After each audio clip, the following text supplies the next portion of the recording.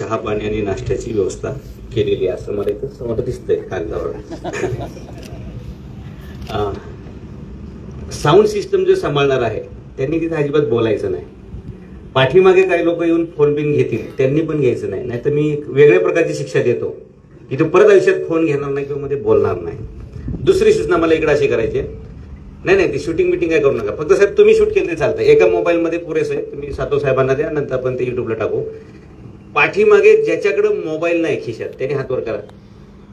Mobile शिवाय आलेला आहे असं एखाद्याने हात वर करा. बघू इकडे इकडे टाळ्या वाजवा त्यांच्यासाठी. ते का ते मी तुम्हाला सांगणारच आहे. बसा काका, काय प्रॉब्लेम. आता ज्यांच्या खिशात मोबाईल आहेत त्यांनी पटापटा बाहेर काढायचे आणि हातात असे दाखवायचे. मला असे दाखवायचे. वर आहेत तर दाखवा, नसेल तर जप्तच करणार आहे. बरोबर, एवढे आहेत ना. म्हणजे सातव साहेब यांचा पगार वाढवायची काय आवश्यकता. माझ्याकडे जेवढ्याचा मोबाईल असेल ना त्याच्या दुप्पट किमतीचे मोबाईल समोर दिसतात. ठीक आहे.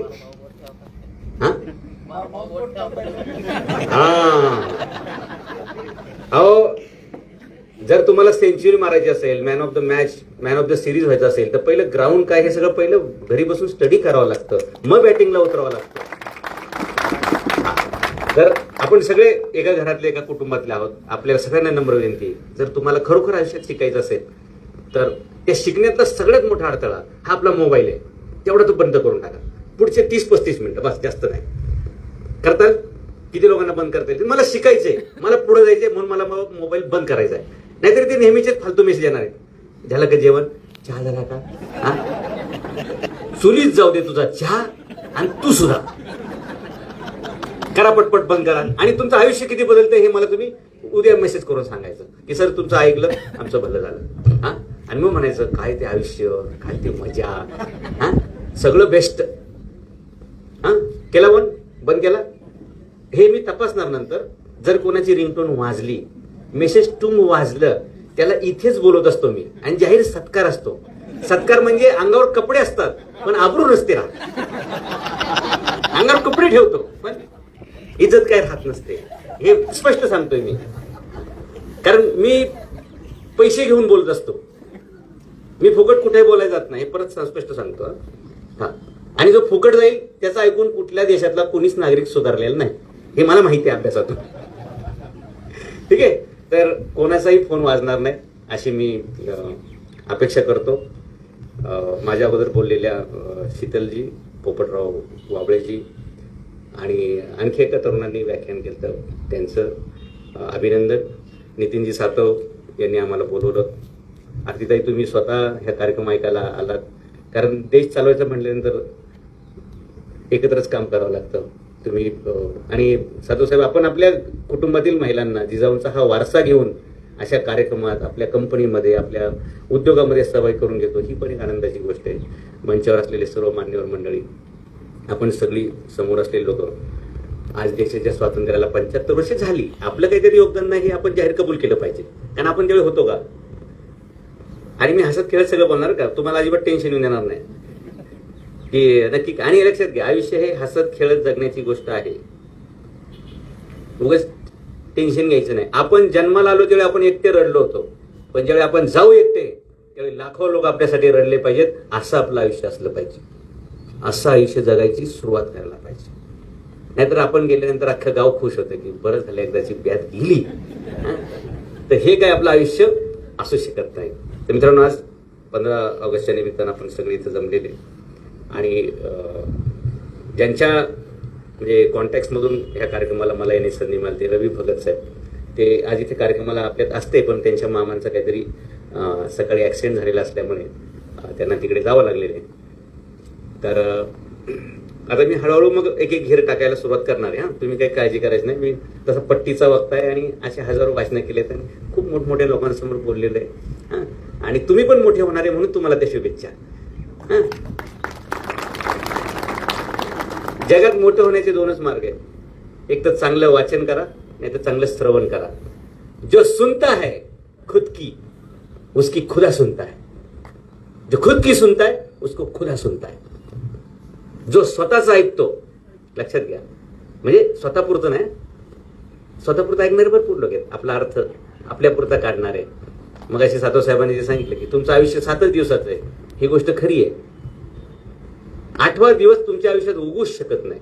बघा, सोमवार ते रविवार, आपल्यापैकी बरेचसे लोक रविवारची वाट बघत असतात. बाबळे सरांनी त्याच्यावर भाष्य केलेलं आहे. पोपटराव पुढे बसलेत. कारण भारत जो चालतो ना, ते तुमच्या आमच्यावर चालत नाही. भारत त्याच गोष्टीवर चालतोय ज्याच्यावर पोपटराव बोललेले आहेत. आणि पोपटराव बोलतात हे महत्वाचं आहे, कारण ते हिवरे बाजारचे नाहीत.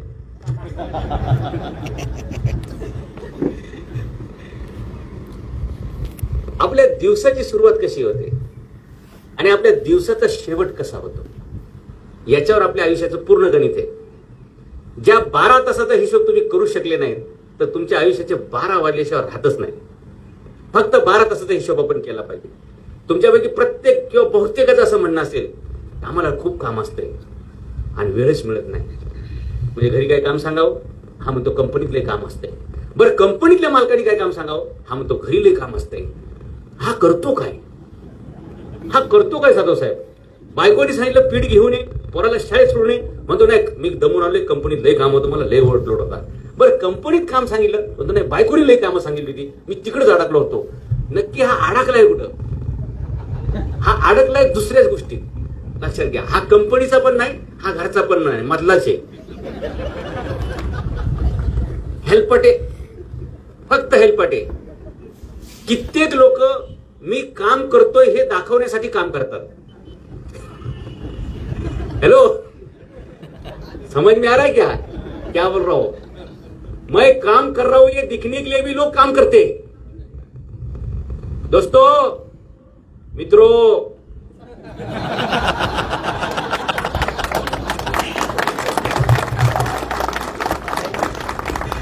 जसं एखादा नवीन कपडे घातलेला माणूस घरात बसू शकत नाही, नवीन कपडे घातलेला माणूस घरात बसूच शकत नाही. त्याची अपेक्षा असते पहिले सेल्फी काढावा, असते की नाही? घराबाहेर जावं, 2-4 लोकांनी तरी विचारावं, काय रामभाऊ नवीन ड्रेस घेतला वाटतं, छान दिसतोय.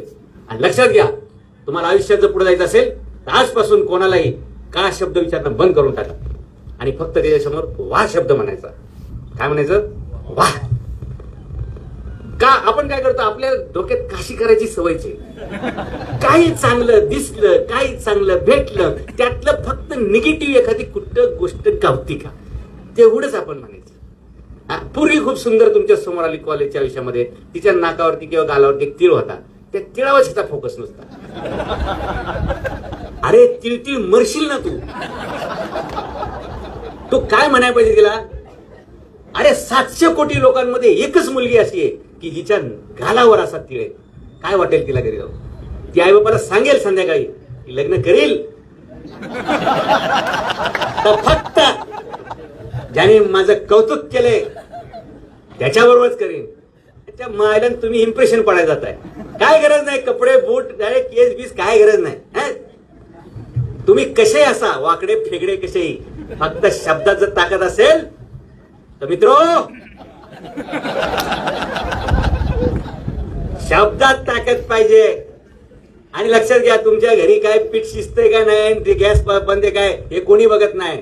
दम फक्त तुम्हाला काय करा सांगली, साहेब आमच्याकडे पैसे नाही, भांडवल नाही, आमच्याकडे वेळ नाही, काम नाही, हे नाही.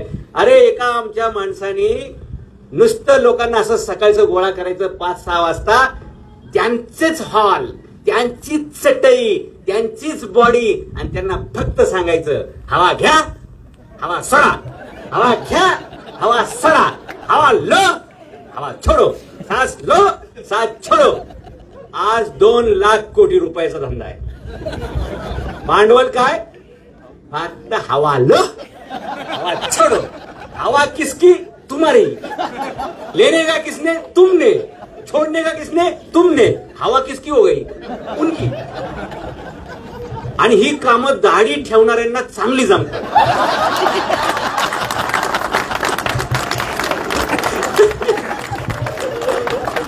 जगातले बहुतेक, भारतातले प्रत्येक दाढीवाला माणूस चांगलं भाषण करू शकतो.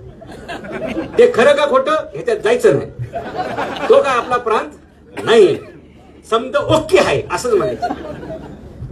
आलं लक्षात? समद ओके आहे. आजपासून का शब्द वापरायचा नाही, फक्त वा म्हणायचं. देशाचं वाटवं झालंय कुणी भाषणात म्हणलं, आपण वा. का म्हणायचंच नाही. का म्हणलं की तुम्हाला एवढे ट्रोल करतील, तुम्ही आत्महत्या करताल. हा देशद्रोही आहे, हा गद्दार आहे, हा पाकिस्तानाचा आलाय, हा मोगलांच्या अवलाद आहे, असं सगळं. तुम्ही काय म्हटलं ना, तू उद्या मरणार आहेस एखादा, आपण म्हणायचं वा सुटलोय. बायको म्हणली ना 7 जन्मात परत तुझं तोंड बघायचं नाही, आपण म्हणायचं वा. कारण आपल्याला तरी परत कुठं पाहिजे.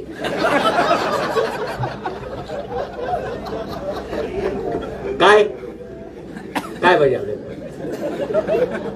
आता तुम्ही दरवर्षी मोबाईल बदलणारे प्राणी.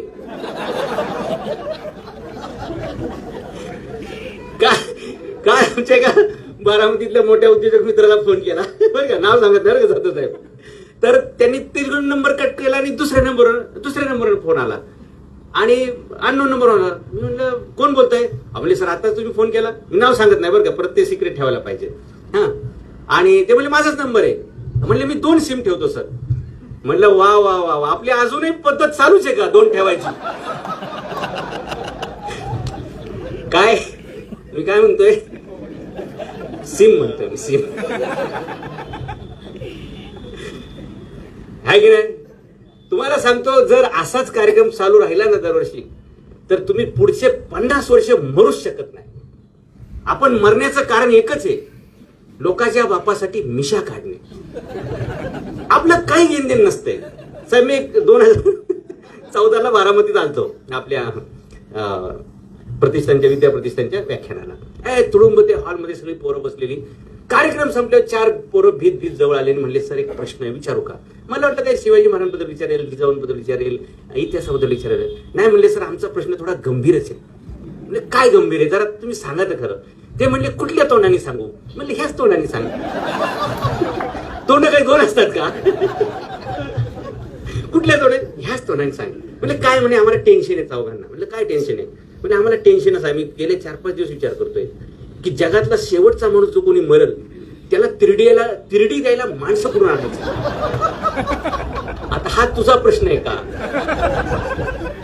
जर तू असं म्हटलं असता की माझे आजोबा मेले तर माणसं कुठून आणायची, पटलं असतं. माझा बाप मेला तर कुठून माणसं आणायची, पटलं असतं. मी मेलो तर मला कोण उचलेल, इथपर्यंत ठीक आहे. जगातला शेवटचा माणूस संपेल त्याची तू चिंता करतोय. आणि असं आपण लोकांच्या बापासाठी मिशा काढत आपलं आयुष्य काढत आलेलं. मला सांगा ना काय गरज आहे का? प्रत्येकाच्या दहाव्याला जायलाच पाहिजे, प्रत्येकाच्या मैतीला जायलाच पाहिजे, प्रत्येकाच्या लग्नाला, प्रत्येकाच्या साखरपुड्याला, प्रत्येकाच्या तिळ्याला. असं सांगा ना तुम्ही आईत खावात. जातो साहेब मी जातच नाही कोणाच्या कार्यक्रमाला. एखादा माणूस मेला मी सांगतो आता अरे वाव अरे वाईट झालं. परत काय तो माणूस येणार नाही, चांगला माणूस होता आणि फोन ठेवून द्यायचा. लग्न ठरलंय, चांगली गोष्ट आहे, मी काय करू त्याच्यात? माझा काय संबंध आहे? अरे नशीब मी माझ्या लग्नाला हजर होतो. मी माझ्या बायकोला बरेचदा म्हटलं तुझं नशीब चांगलंय की त्या दिवशी तरी मी कार्यक्रमाला आलो. नाही तर म्हणलं इतिहास शिवाजी महाराज हे सोडून आपल्या आयुष्यात दुसरं काहीच नाही. आधी लग्न खोंडाण्याचं, त्या अटीव लग्न केलंय बरं का. तिला हे माहिती असते आता मी टेबलवर बसलेलो असेल तर अजिबात सांगायचं नाही मोदीचा फोन आलाय आणि ह्याचा फोन आलाय, अजिबात नाही. किंवा शिंदेचा फोन आलाय. दाढीवाला असू नाही तर बिगर दाढीवाला. जगातले सगळे राष्ट्रपती एका बाजूला आमच्यासाठी आणि छत्रपती शिवाजी महाराज एका बाजूला. म्हणून साहेब सातच मी राजकारणात जात नाही. तर आमदारकी खासदारकी तर येऊ आपण खाली जाता घेऊन येऊ. कारण हे आमदारकी खासदारकीचं वाटपाचं केंद्रच इथे आहे. वाटप केंद्र इथे. कोणाला तिकीट द्यायचं आणि कोणाला नाही द्यायचं हे सगळं इथंच ठरते. आणि किती लोकांनी हिकमती असू देत, बारामतीला पर्याय नाही. हिकमत म्हणजे जुगाड, तात्पुरतं इकडे तिकडे काहीतरी गोळाबोळी करून आपलं मस्तपैकी छानपैकी. पण ते आता जे आहेत ना ते पण आपलेच आहेत बरं का. कारण दाढीवाली सगळी माणसं आपलीच. शिवाजी महाराजांना दाढी होती की नाही? होती. शहाजी महाराजांना होती की नाही? होती. संभाजी महाराजांना होती की नाही? होती. म्हणजे दाढीवाले हेच खरे आपले नेते आहेत. आमचा पत्ता कट. सातवसाहेब हुशार आहेत, काळाची दिशा त्यांनी ओळखली. म्हणजे मंत्रालयात काय अडचण येणार नाही तुम्हाला. दाढीवाला म्हणजे गेट पासच येतो. आपला जाऊ दे पुढे. उद्यापासून दाढ्या वाढवा. आजपासून शक्य नाही, लक्षात घ्या. हा, आपल्याला आयुष्यात प्रगती करायची, आपल्याला यश पाहिजे, आपल्याला समाधान पाहिजे, आयुष्यामध्ये काहीतरी प्राप्त केल्याचा आनंद पाहिजे. पण लक्षात घ्या, ही सगळी स्वप्न आहेत आपली. हे आपलं ध्येय नाहीये. ही आपली स्वप्न आहे, हे आपलं ध्येय नाहीये. ते स्वप्न बघत बघत तुम्ही झोप काढता, ते स्वप्न असतं. पण जे बघितल्यानंतर तुम्ही झोपेतून खडकन उठता आणि त्या स्वप्नाचं पाठलाग करायला सुरुवात करता, तेव्हा त्याचं रूपांतर ध्येयामध्ये होतं. आणि ध्येयवादी लोकांसाठी हे जग आहे, स्वप्न बघणाऱ्यांसाठी नाही. तुम्ही स्वप्नातच बघताय कॅटरीना कपूर माझं लग्न होईल, किंवा आता ती नवीन आलिया गेली आहे, तिचे स्टेटस ठेवणारे लोक आहेत मला माहिती. तिच्यावर आपलं लग्न होईल. अरे कुठं ती, कुठं आपण, तिच्या चपलीची किंमत आणि आपली थोबाडाची किंमत बसल का एकत्र? अरे काय चाललंय? स्वप्न कसली बघावी? हा, स्वप्न कसली बघावी? मी एवढा मोठा होईल की अशा 25 कॅटरीना कैफ लाईन मध्ये उभे राहिल्या पाहिजेत, माझ्याशी लग्न करतोस का? हे आपलं स्वप्न पाहिजे, हे आपलं ध्येय पाहिजे. आणि हे कोणाच्या नशिबात येतं माहितीये का? जो त्याला दिलेलं काम प्रॉपर करू शकतो. जो काम करू शकतो तोच पुढे कामाला येऊ शकतो. जो काम टाळतो त्याला आयुष्य यशापासून टाळत असतं. आणि बरेचसे लोक आपल्या आयुष्याचे ढकलत जगतात. म्हणजे त्याला विचारलं ना, तू का मरत नाही? मरण येत नाही म्हणून मरत नाही. बाकी तसं त्याचं आउटपुट काही नसतंय. अमेरिकेमध्ये 1990च्या दशकामध्ये केस झाली, कंपनीचे कामगार वर्सेस कंपनीचे मालक. कंपनीच्या कामगारांचं असं म्हणणं होतं की आम्हाला काम खूप असते आणि पगार कमी असते. आम्हाला काम खूप सांगतात आणि पगार खूप कमी देतात. बघा, यांचे चेहरे लगेच असे टेन्शन मध्ये आले. आमच्या मनातलं यांना कसं माहिती? जगातल्या प्रत्येक कामगाराचा असा समज असतो की मी खूप काम करतो आणि मला साहेब खूप कमी पगार देतात. आणि जगातल्या प्रत्येक मालकाचा हा निष्कर्ष असतो की मी खूप पगार देतो आणि माणसं खूप कमी काम करतात. याचा सुवर्ण मध्य साधावा लागेल. इकडच्या अपेक्षा आहे की नाही? आम्हाला वाटतं आमचा पगार वाढवावा, पण आम्ही आमचा परफॉर्मन्स वाढवतो का? लॉकडाऊनच्या नंतर हार्वर्डने एक रिसर्च केला, भारतामधल्या लोकांचं काय चाललंय. भारतातल्या लोकांची प्रोडक्टिव्हिटी 30% आली आहे. 30% कमी झाली म्हणत नाही मी, 30% आली आहे. म्हणजे पूर्वी जो माणूस 8 तास काम करायचा आणि 8 तासाचा पगार घ्यायचा, तो माणूस आज फक्त 2.5 तास काम करतोय. बाकीचे 5.5 तास काय करतोय? तुमच्या आयुष्यातला सगळ्यात मोठा शत्रू, त्याला तुम्ही मित्र समजता आणि सगळीकडे घेऊन फिरता. फार टॉयलेटला गेले तरी, झोपायला गेले तरी, गाडीत बसले तरी आणि ऑफिसमध्ये आले तरी. साहेब, 2010च्या पूर्वीपासून जपानमधल्या सगळ्या कंपन्यांनी आपल्या कंपनीमध्ये मोबाईलला बंदी केलेली आहे की कंपनीत आणायचाच नाही. आणला की ते लॉकर ठेवले, त्या लॉकरमध्ये जमा करायचा आणि जाताना घेऊन जायचा. हे का करावं लागलं? आपल्याकडे व्हॉट्सअप, फेसबुक, युट्यूब, इंस्टाग्राम एवढे ऍप ठेवलेत ना की तुम्ही फक्त मेसेज बघायला घुसले तर 4-5 तास बाहेर येऊ शकत नाही. भारतातले लोक ऍव्हरेज 6.5 तास मोबाईल बघतात आणि त्यातले अर्धा वेळ ते कंपनीच्या कामात बघतात. कंपनीने कशाचा पगार दिलेला असतो? कामाचा. आणि हा कामाच्या वेळेत काय करतोय? रील्स बघतोय. लक्षात घ्या, जगावर राज्य ज्यांनी रोल केला त्यांचं आहे, जे रील बघतात त्यांचं नाहीये. रील बघण्यात आयुष्य घालवायचं का रोल करायचा? तुम्हाला जो रोल दिलाय तो रोल तुम्ही करायला पाहिजे. बातमी आली की नेसरीच्या खिंडीमध्ये बेहलोल खान चालून आलेला आहे, बरोबर का?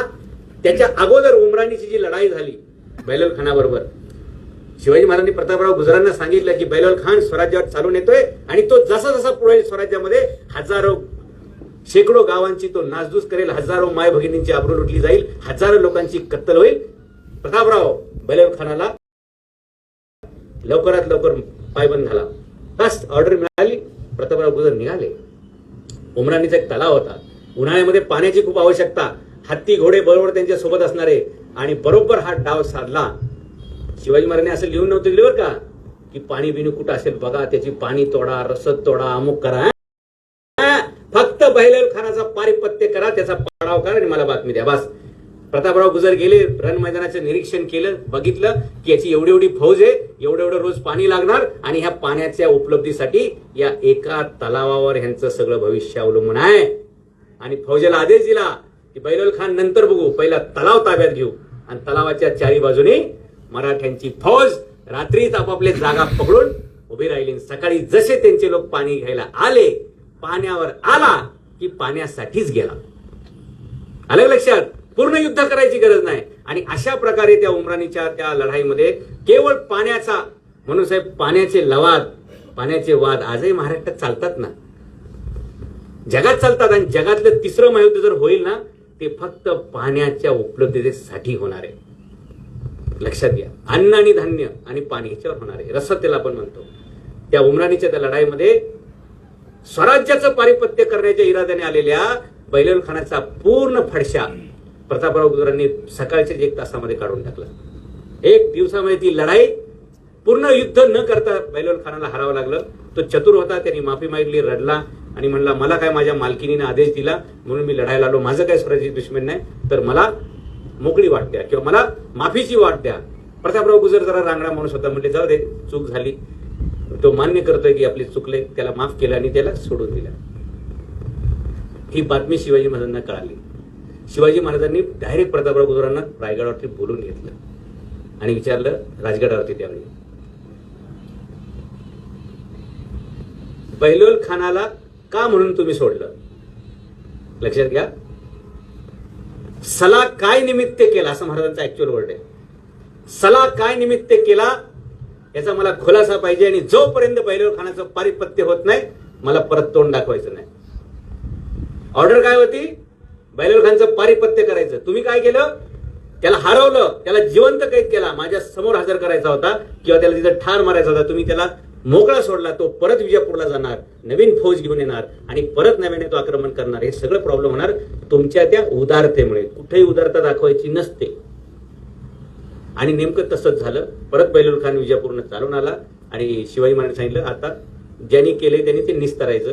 आणि ह्या प्रकरणामध्ये नेसरीच्या खिंडीमध्ये बहिलोल खान आला, ही बातमी कळाली. आता ह्याला पूर्ण फौजेसकडे संपवायचा असा सगळा प्लॅन झाला. आणि त्या प्रकरणामध्ये सकाळी सकाळी वेषांतर करून ज्यावेळी प्रतापराव गुजर त्याच्या फौजेची टेहळणी करत होते, नेमकं त्या टेहळणी पथकाची ह्यांचीच चकमक उडाली आणि त्याच्यामध्ये प्रतापराव गुजर आणि त्यांचे 6 शिलेदार मारले गेले. ओके, ते ऍक्च्युअली वेडात वीर दौडले साथ असं वाक्य नाही बरं का.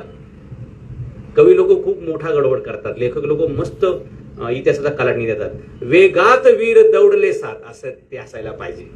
हे वेडात म्हणले, ते येडे होते. आणि मला सांगा, 8 वर्षे जो माणूस मराठा साम्राज्याचा सेनापती आहे त्याला त्या पदावर ठेवणाऱ्या माणसाला शान म्हणणार का मामी? शिवाजी महाराजांना हे कळतंय ना की कोण कुठल्या लायकीचा, कोण किती क्षमतेचा आणि कोणाला कुठल्या पदा बसवायचं. प्रतापराव गुजर सेनापती म्हणजे नक्कीच त्यांची आयक्यू लेवल, त्यांची युद्ध स्ट्रॅटेजी, त्यांचा अनुभव, त्यांचं सगळं दांडगं हे शिवाजी महाराज माहिती आहे ना, म्हणून तर त्यांनी त्यांना ते पदावर बसवलंय ना. मग ते वेगात जातील का वेळात जातील, हे इतिहासाचा थोडासा आपण दुरुस्त करून घ्यायला पाहिजे. ओके, ते सगळं प्रकरण झालं. प्रतापरावांची टेहणीवरती चकमक झाली आणि ते प्रतापराव निधन झाले.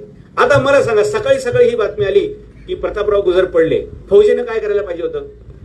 अरे आपले सेनापती गेले, आता आपलं घ्या घोडी आणि पळून जा, कारण आता बहिलोल खानाचा अटॅक आपल्या होईल, आपण पळून जाऊ. नाही नाही नाही, second lieutenant in command Hansaji Mohite नावाचा तिथे सीबीएस आला होता.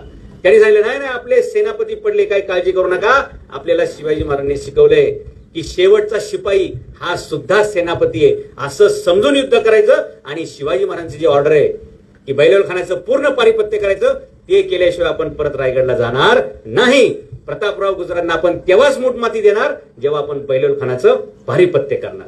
सगळ्यांनी चढवले, घोड्यांना टाच मारली. बहिलोल खानाला तिथं तर मारला, म्हणजे बदलून काढला. त्याचं जे जहागिरीचं गाव आहे पेंच आणि संपगाव विजापूरपर्यंत, तिथपर्यंत जाऊन त्याची सगळी नासधूस करून तो वाचपा सगळा काढला. आणि शिवाजी महाराजांना पत्र गेलं हंसाजी मोहितेंचं की महाराज, दुःखद बातमी, प्रतापराव पडले, परंतु आम्ही सेनापतीच आहोत ऐसे समजून भांडलो आणि बेलोर खानापाचं पारिपत्य केलं. पार त्याच्या गावापर्यंत जाऊन ते सगळं त्याचा कार्यक्रमच करून टाकला आणि ही सगळी जमा झालेली संपत्ती रायगडावर पाठवते. पत्र आलं तेव्हा हे चिपळूण साईडला होते, आपलं हंबीरराव तिकडून तिकडेच कामाला गेले. ते आले नाही, महाराज आता माझा सत्कार करा, माझं प्रमोशन करा, माझं पॅकेज वाढवा, मग मी पुढचं काय ते युद्ध बघतो. तिकडून माणूस परत तिकडेच कोकणामध्ये गेला जिथे हंसाजी मोहिते ड्युटीला त्यावेळी होते. शिवाजी महाराजांनी रायगड सोडला ही बातमी मिळाली. ते सोनं बिन म्हणले इथे ठेवा, पैसे जे ठेवा. महाराज तिथून पालखीनं खाली उतरले, पाचाडला आले, तिथून घोड्यावर बसले, सरळ हंबीररावांच्या तळावरती गेले. तिथं त्यांचा फौजेसमोर 10,000 सैनिकांसमोर जाहीर सत्कार केला आणि म्हणले ज्या हिंबीरपणे, ज्या खंबीरपणे, ज्या हंबीरपणे तुम्ही या प्रसंगामध्ये जिथं फौज पळून गेली असती त्या फौजेचं नेतृत्व केलं आणि बेलोर खानालाच पळवून लावला, एवढं सक्षम तुम्ही काम केलं, याचं बक्षीस म्हणून मी आज तुम्हाला हंबीरराव ही पदवी देतो. हंबीरराव म्हणजे आजचे जनरल मॅनेजर. ओके, डायरेक्ट एक साधा शिपाई ते डायरेक्ट जनरल मॅनेजर. आणि तुम्हाला आजपासून ज्या पदावर प्रतापराव गुजर होते आणि ज्या पदावर ते पडले, धारातीर्थी पडले, त्याच पदावर मी तुम्हाला नामजद करतो. आजपासून स्वराज्याचे सेनापती तुम्ही आणि तुमचं नाव हंबीरराव, ते हंबीरराव मोहिते. आपण असतो तर आपण काय केलं असतं, लगेच व्हॉट्सअपला मेसेज पाठवला असता, साहेब एवढं आपल्याला लगेच काय पाहिजे माहितीये का, ताबडतोब बक्षीस पाहिजे, ताबडतोब इन्क्रिमेंट पाहिजे. लक्षात घ्या, जगातला सगळ्यात हुशार माणूस कोण असतो, त्याला मालक म्हणतात. आणि मालकाची नजर ही चिमणीची कावळ्याची नजर नसते, मालकाची नजर गरुडाची नजर असते. कोण काम टाळतो हे पण मालकाकडे रिपोर्ट असतो आणि कोण काम करतो हा पण रिपोर्ट मालकाकडे असतो. साहेब माझ्याकडे जेव्हा आमचे कर्मचारी सांगायचे साहेब आमचा पगार वाढवा, मी त्याला चहा मागवायचो, समोर खुर्चीवर चांगलं बसवायचो, पंखा लाव का आणखी, असं त्याला सगळं विचारायचं बरं का. म्हणजे जसं काय त्याचा शेवटचा दिवस आहे असे त्याचे इंटरव्ह्यूज घेऊन टाकायचो बरं का. छानपैकी त्याला ट्रीटमेंट द्यायचं की तुला काय पाहिजे वळा वगैरे असं तसं, हां साहेब असं आहे तसं, बरं ठीक. सगळं त्याचं सगळं मनोगत ऐकून घ्यायचं, त्याच्या हातात एक पेन द्यायचो, एक कागद द्यायचो आणि त्याला सांगायचो तू फक्त 10 ओळी लिहायच्या, काय तुझा पगार वाढवावा याची तर्कसंगत 10 कारणं दे, तुझा पगार लगेच दुप्पट. किती वेळ देऊ, अर्धा तास द्या सर. अर्धा तासानंतर तो दुसरा कागद घेऊन येतो, सर मला एकही कारण सांगता येत नाही, मीच राजीनामा देतो. म्हटलं थँक्यू. तुम्ही तुमची गुणवत्ता वाढवणार नसाल तर तुम्हाला कोणतीच कंपनी पगार वाढ देऊ शकत नाही. आणि जर तुमची गुणवत्ता तुम्ही वाढवली तर जगातली कोणतीच कंपनी तुम्हाला प्रमोशन दिल्याशिवाय राहू शकत नाही. निर्णय तुमचा आहे, निर्णय तुमचा आहे, तुमच्या हातात आहे. चार्ल्स नावाचा एक पोरगा पेप्सोडेंट कंपनीमध्ये साधा कामगार म्हणून भरती झाला आणि 11व्या वर्षी, 11च वर्षात भरती झाल्यापासून 11व्या वर्षी पेप्सोडेंट कंपनीचा इंटरनॅशनल सीईओ झाला. 11 वर्षात एक साधा कर्मचारी ते सीईओ झाला. त्याला विचारलं तुला हे कसं जमलं, तर त्यांनी उत्तर दिलं ते हे टाइम मॅनेजमेंट आहे, ते हे प्राईम टाइम मॅनेजमेंट. तो काय म्हणला, माणूस फक्त 2 गोष्टीमुळे आयुष्यात पुढे जाऊ शकतो, एक विचार करण्याची क्षमता आणि दुसरं कामाचं प्राधान्य ठरवण्याची क्षमता. एक तुमच्यात विचार करण्याची क्षमता पाहिजे. काय विचार करायचा आहे, मला इथं का बसवलेलं आहे, कशासाठी बसवलंय, मला चहा प्यायला बसवलंय का, मला रील्स बघायला बसवलंय का, मला नातेवाईकांवर गप्पा मारण्यासाठी तो फोन दिलाय का, नाही, मला कशाला बसवलंय की आजचं जे काय काम आहे ते मला आजच पूर्ण करायचे. जर मी आजचं काम केलं तर माझा कस्टमर खुश होईल, माझा कस्टमर खुश झाला माझ्या कंपनीचं रेटिंग मिळेल, माझ्या कंपनीचा रेव्हेन्यू वाढेल आणि रेव्हेन्यू वाढला तर जगातल्या कुठल्याही मालकाला पगार वाढवायला तुमचा आनंदच वाटतो. फक्त काम वाढलं पाहिजे. एकच काम 3 वेळा करायचं आणि मी लय काम करतोय असं दाखवायचं. साहेबांना कळतं, नजरेत लगेच बसतं. लक्षात घ्या, तुम्ही असं समजू नका की साहेबांचं लक्ष नसतंय. आता साहेब हेच साहेब नाही, सातव साहेब नाही, जगातला कुठलाही मालक त्यांनी आपले गुप्तहेर सगळीकडे ठेवलेले आहेत. फक्त एक क्लिक केली की नाही की सगळं स्क्रीनवर दिसतं. हा काय बिडी फुकतोय का, हा तंबाखू मळतोय का, हा गुटखा खातोय. साहेब असे पण कॅमेरे आहेत बरं का की लगेच असं फोटोच काढतो ते आणि तो फोटो काढून लगेच त्याच्या नंबरला व्हॉट्सअप जातो. असे सिस्टम आहेत काय मालकांकडे की तू काम करताना कालचा सत्काराचा फोटो आणि तो सगळ्या ग्रुपमध्ये जातो की आपले सन्माननीय अमुक अमुक हे कर्मचारी आपल्या कंपनीच्या वेळेमध्ये तंबाखू खाण्यासाठी 15 मिनिटं तंबाखू मळत असताना ही व्हिडिओ बघा, परत तो तंबाखूचा नादच करत नाही. असं जागोजागी पकडावं लागेल. काय पाहिजे तुम्हाला? एक साधा कर्मचारी ते जनरल मॅनेजर सीईओ होण्यासाठी तुम्हाला काय करावं लागतं? एक विचार करण्याची क्षमता. आता विचार करण्याची क्षमता बऱ्याच लोकांकडे हीच विचार करण्याची गोष्ट आहे. इथूनच सुरुवात आहे. मी माझ्या कामाशी प्रामाणिक आहे का? मला प्रमोशनची काळजी नाही, मला कंपनी काढेल का ठेवेल ह्याची पण काळजी करायची गरज नाही. आपलं इमानदारीने काम केलं ना. अहो, लोक दरवर्षी पंढरपूरला जातात 15-15 दिवस. काय भजनं, काय कीर्तन, काय काय उपास तापास काय काय करत असतील. परमेश्वर एकाला भेटायला गेला स्वतः. जेव्हा म्हणला आत्ता माझ्याकडे टाइम नाहीये, बसायला खुर्ची पण नाही माझ्याकडे, वेळ पण नाही, एक काम कर, ही वीट तिकडे फेकतो, त्या विटेवर उभा राहा जोपर्यंत माझं काम संपत नाही. जो कामाला प्राधान्य देईल परमेश्वर त्याच्या घरी येतो पाणी भरायला आणि त्याला भेटायला. आणि जो काम टाळतो तो हिमालयात जरी जाऊन बसला 12 वर्ष तरी देव म्हणतो हे काय आपल्या लायकीच नाही, हे चतुर आहे, हे चालू आहे, याला अजिबात भेटायचं नाही. आयुष्य केली लोकांची, दाड्या वाढवून त्या दाड्या गळाल्या, पण देव कळाला नाही का? देव कामात आहे. कांदा मुळा भाजी अवघी विठाबाई माझी, माझं काम हेच माझा परमेश्वर, असं समजून जेव्हा आपण काम करतो ना, संध्याकाळी छान झोप लागते. काम टाळण्यासाठी जेवढं परिश्रम करावं लागतात ना, त्यातल्या अर्ध्याच मेहनत काम करण्यासाठी लागते. फक्त आपला उत्साहच नसतोय तो. आपल्याला, मला सांगा, तुम्हाला जाता विचारलं की तुम्ही महालक्ष्मी मोठच मोठी व्हावी म्हणून काम करता, हात वर करा, त्यातले 2-4 लोकांचा हात वर येईल. बाकीचे लोक कशासाठी काम करतात? आपलं घर चालण्यासाठी काम करतात. लक्षात घ्या, सिद्धांत लक्षात घ्या. घरावर कंपनी चालत नाही, पण कंपनीवर मात्र घर चालल्याशिवाय राहत नाही. शिवाजी महाराजांच्या कोणत्याही मावळ्याला विचारलं की तुझं प्राधान्य काय, घर का स्वराज्य, त्यातल्या 100 पैकी 100 लोकांचं उत्तर असायचं आधी लग्न कोंडाण्याचं आणि मग रायबाचं. आपण काय करू साहेब? दिवाळीच्या वेळी सुट्टी घेतली पाहिजे का एखाद्याने? आपला नेमका कार्यकर्ता त्यावेळी गायब. मॅनेजर फोन करून कंटाळतो, अरे कुठं आहेस? ती डिलिव्हरी द्यायची सकाळी 8ला. साहेब ते माझ्या मामाच्या मुलीच्या भाच्याचा पुतण्या आहे ना, त्याचं अर्जंट लग्न ठरलं, अचानक देवळात लग्न आहे आणि मी मावळात आलोय. तू कुठे थांबायला पाहिजे?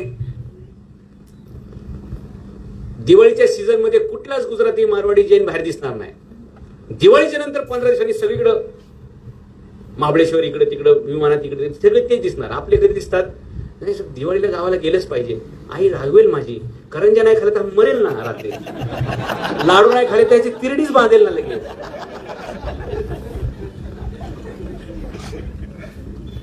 आहे की नाही? अरे साहेब बरं का, यांना दिवाळीत करंजा इथंच खायला द्या, काय प्रॉब्लेम नाही, भले पगारात त्यांच्या हे करा. नाही तुम्ही म्हणताल सर तुम्ही ऍडिशनल खर्चात टाकताय आम्हाला, काय नाही, त्याला घरची आठवणच येऊ द्यायची नाही. त्याला करंजी आणि माँ के हात का स्वाद असं ते लिहून द्यायचं, त्या पाकिटावरती लिहून द्यायचं आईच्या हाताचा स्वाद. आहे की नाही? आपले लोक खाण्यात गुंग येतो. बाबळे साहेब पिण्याचं बोलणार नाही मी, पिण्यात तर काय जगच गुंगलेले, ते खाण्यासाठी नाही हो. लक्षात घ्या, सगळे जगातले मोठे लोक कमी खातात आणि जास्त पितात. काय? Mountain Dew. माउंटेन ड्यू म्हणजे निसर्गातलं, झऱ्याचं, डोंगरातलं मिळणारं शुद्ध पाणी.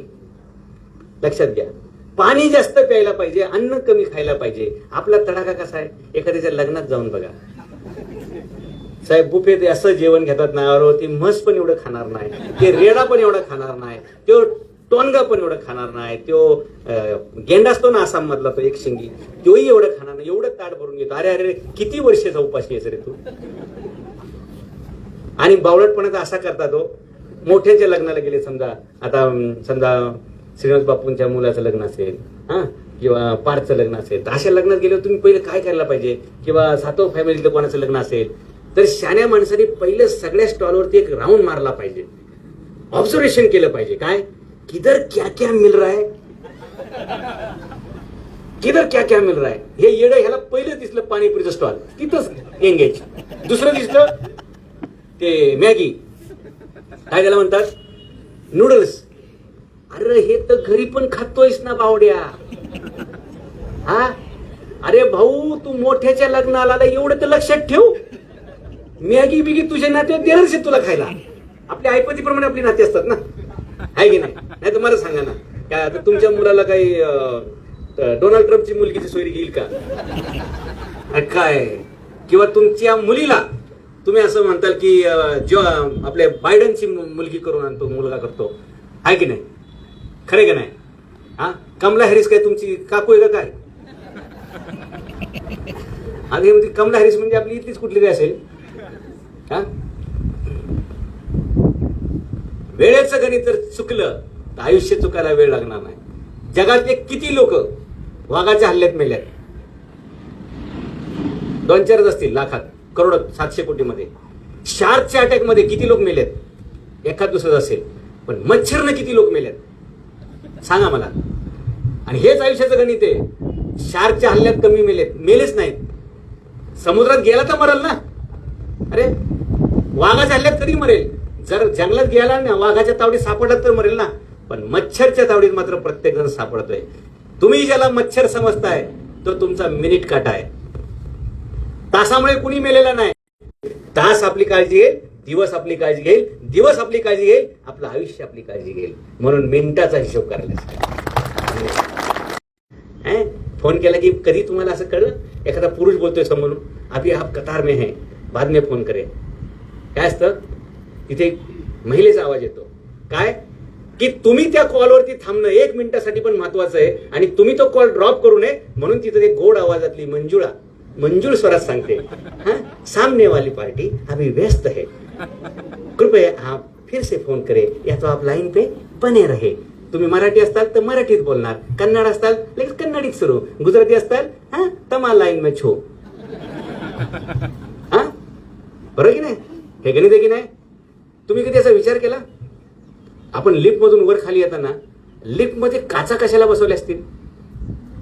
काच लिफ्ट मध्ये आरशे बसवलेत माहितीये तुम्हाला?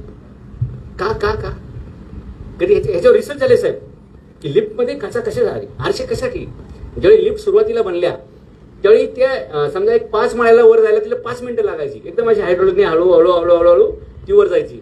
मग तेवढा वेळ माणसं आतमध्ये टेन्शन मध्ये यायचे. 5 मिनिट, अरे अजून लिफ्ट पहिल्यावरतीचे, दुसऱ्यावरतीचे. मग ती स्पीड वाढवायचे कार्यक्रम झाले. किती स्पीड झाला आता? आम्ही इथे असं दुबईमध्ये दरवर्षी शिवजयंती करतो. 126 माळे जवळपास 2.5 मिनिटामध्ये पास होतात. 2.5 मिनिटं लय झाले खास. आणि 60 लोक एका लिफ्ट मध्ये उभे राहू शकतात असे. आणि 4 लिफ्ट आहेत बरं का.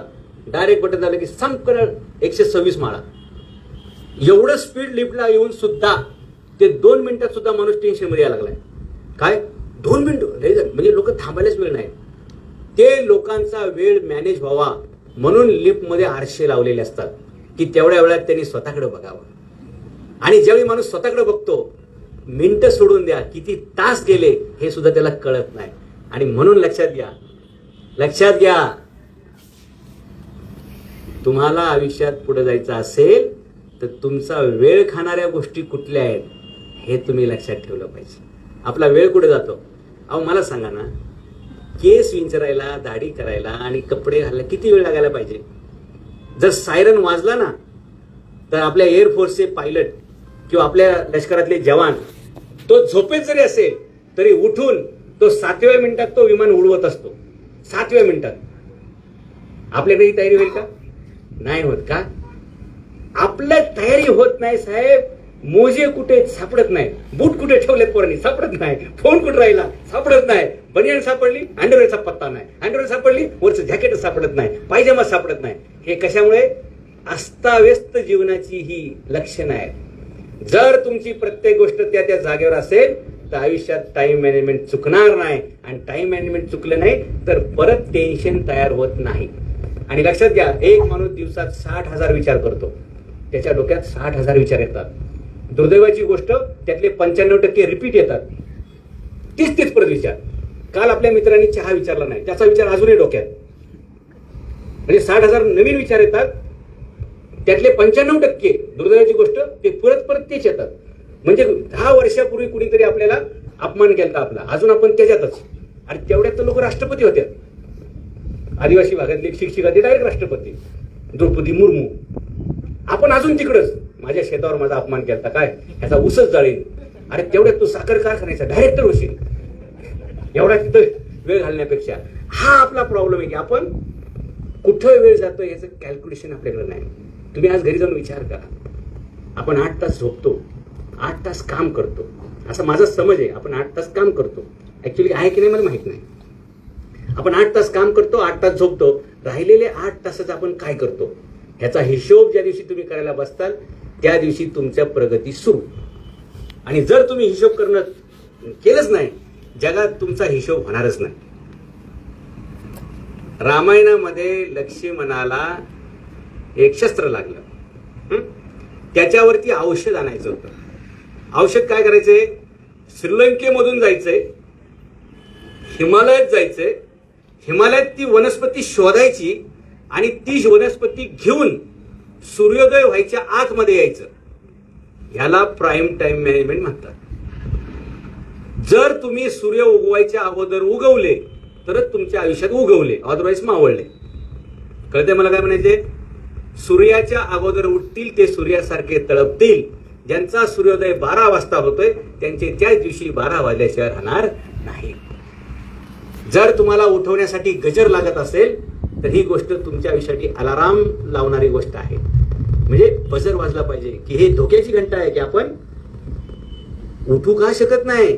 कारण आपण रात्री उशिरापर्यंत जागतो. काय करतो आपण? सहज व्हॉट्सअपला काय मिशाला बघायला जातो, व्हॉट्सअपवरनं फेसबुकला, फेसबुकवरनं युट्यूबला, युट्यूबवरनं इंस्टाग्रामला, हे असं आणि परत फिरून येतो आपण. परत व्हॉट्सअपला नवीन काय टूम वाजलं. मोबाईलचे मेसेज तुमचे पहिले म्यूट करा. साहेब हे प्रोडक्टिव्हिटी वाढवण्यासाठी महत्वाचं राहतंय की मोबाईलचे मेसेज तुमचे म्यूट पाहिजे. तुमची रिंगटोन वाजली नाही पाहिजे. ज्याची रिंगटोन वाजत नाही त्याच्याच आयुष्यामध्ये कीर्तीची घंटा वाजती. आणि ज्याची सारखी मोबाईलची घंटी वाजते त्याला मालक एकदा घंटाच देतो हातात की तू पगार घेतोयस का, आपण काम काय करत नाही, तू आपला घरी जा आणि बिंदास मोबाईलवर झोप, नाही तर मोबाईलवर बस आणि त्याची अंडी काढ.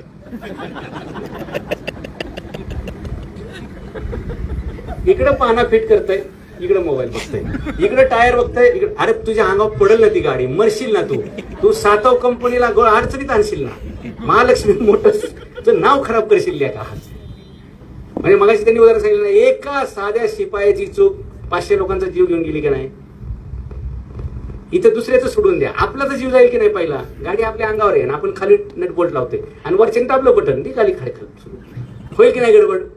तुम्ही बोल्ट नीट फिटच केला नाही, कस्टमरनी पटकन डिलिव्हरी घेतली, इथून 50 किलोमीटर जास्तपर्यंत झाला धक्का, ऍक्सिडेंट झाला. काय जबाबदारी आपली छोटीशी चूक आपल्याशी आयुष्याची खेळू शकते, दुसऱ्याच्या आयुष्याची खेळू शकते. म्हणून आपलं प्रॉपर काम आणि आपल्याला डिस्टर्ब करणारी ही मोबाईल ऍक्टिव्हिटी आहे. साहेब जेवढं स्क्रीन आपण बघतो तेवढी आपली मेमरी लॉस होते, तेवढं आपलं कॉन्सन्ट्रेशन लॉस होतं, तेवढीच आपली चिडचिड वाढते. तुम्ही बघितलं असेल मोबाईल यायच्या अगोदर आपण आपल्या बायकोवर चहा उशीर आला म्हणून कधी रागावलेलं नसणार आहे. पण जेव्हापासून मोबाईल आले ना, नुसतं चहा जरी उशीर आला ना, तुझ्या आईबापांनी तुला काही शिकवलं की नाही, आणि तिने जर हा शब्द परत रिटर्न केला, सेम टू यू, तर काय हा आपण तिला म्हणायचं मूर्ख, अक्कल नाही. ती जर म्हणली सेम टू यू तर हा हॅलो म्हणून शब्द जरा जपून वापरायचं. कारण जिच्यावर आपलं लग्न केलंय ना तिचे आपल्यावर उपकार आहे, हे विसरू नका. नाही तर आपल्यासारख्याला गळ्यात कोण घेतं. हे लोट नाही. अय मालक, विचारा तुमच्या बायकोला तिचे उपकार आहेत की नाही. साहेब महाराष्ट्रामध्ये आता मुलींची संख्या 267 आहे शिकलेल्या, आणि मुलांची संख्या 1000 आहे. तुम्हाला घरी जावं लागेल मुलीच्या, हुंडा देतो, गाडी देतो, कोणाला, मुलीच्या बापाला 7 एकर जमीन लिहून देतो, पण तेवढी मुलगी करून घ्या. तुमची मुलगी आमच्या मुलाला द्या. कारण मुलगी SP, मुलगी कलेक्टर, मुलगी तहसीलदार, मुलगी डॉक्टर, मुलगी वकील, मुलगी इंजिनियर, आणि पोरग 10वीत 4 वेळा नापास. कुणी झेलायचं ह्याला. आणि तरी बिचारी ती दरवर्षी वडाला फेऱ्या मारते. हे लेझिम खेळत येते, रोज लेझिम खेळत येते, तरी बिचारी बघा अहो काय निष्ठा काय असते ना, तरी बिचारी त्यासाठी फेऱ्या मारते. मी माझ्या बायकोला म्हणलं, बाई तू वडाला फेऱ्या मारू नको, मी पिंपळाला फेऱ्या मारतो. ती म्हणली तुमचं काहीतरी वेगळा प्लॅन दिसतोय. म्हणलं नाही, माझ्यासारखा निष्ठावंत माणूस जगात दुसरा कोणी सापडणार नाही. आणि त्याचे उदाहरण तिला माहिती बरं का. माझा फोन कधी स्क्रीन लॉक नसतो, मी फोनवर स्पीकरवर बोलतो, कोणाचाही फोन आला ते स्पीकरवर. तिला माहिती की आपला नवरा हा रामाचा दुसरा अवतारच आहे. हा, आतापर्यंत तरी हे सांगतोय मी तुम्हाला.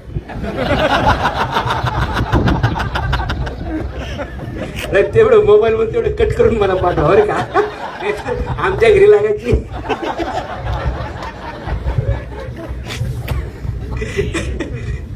आणि सार्वजनिक जीवनात जगताना खूप, पण माझ्या मोबाईल मध्ये एकच सिम आहे बरं का.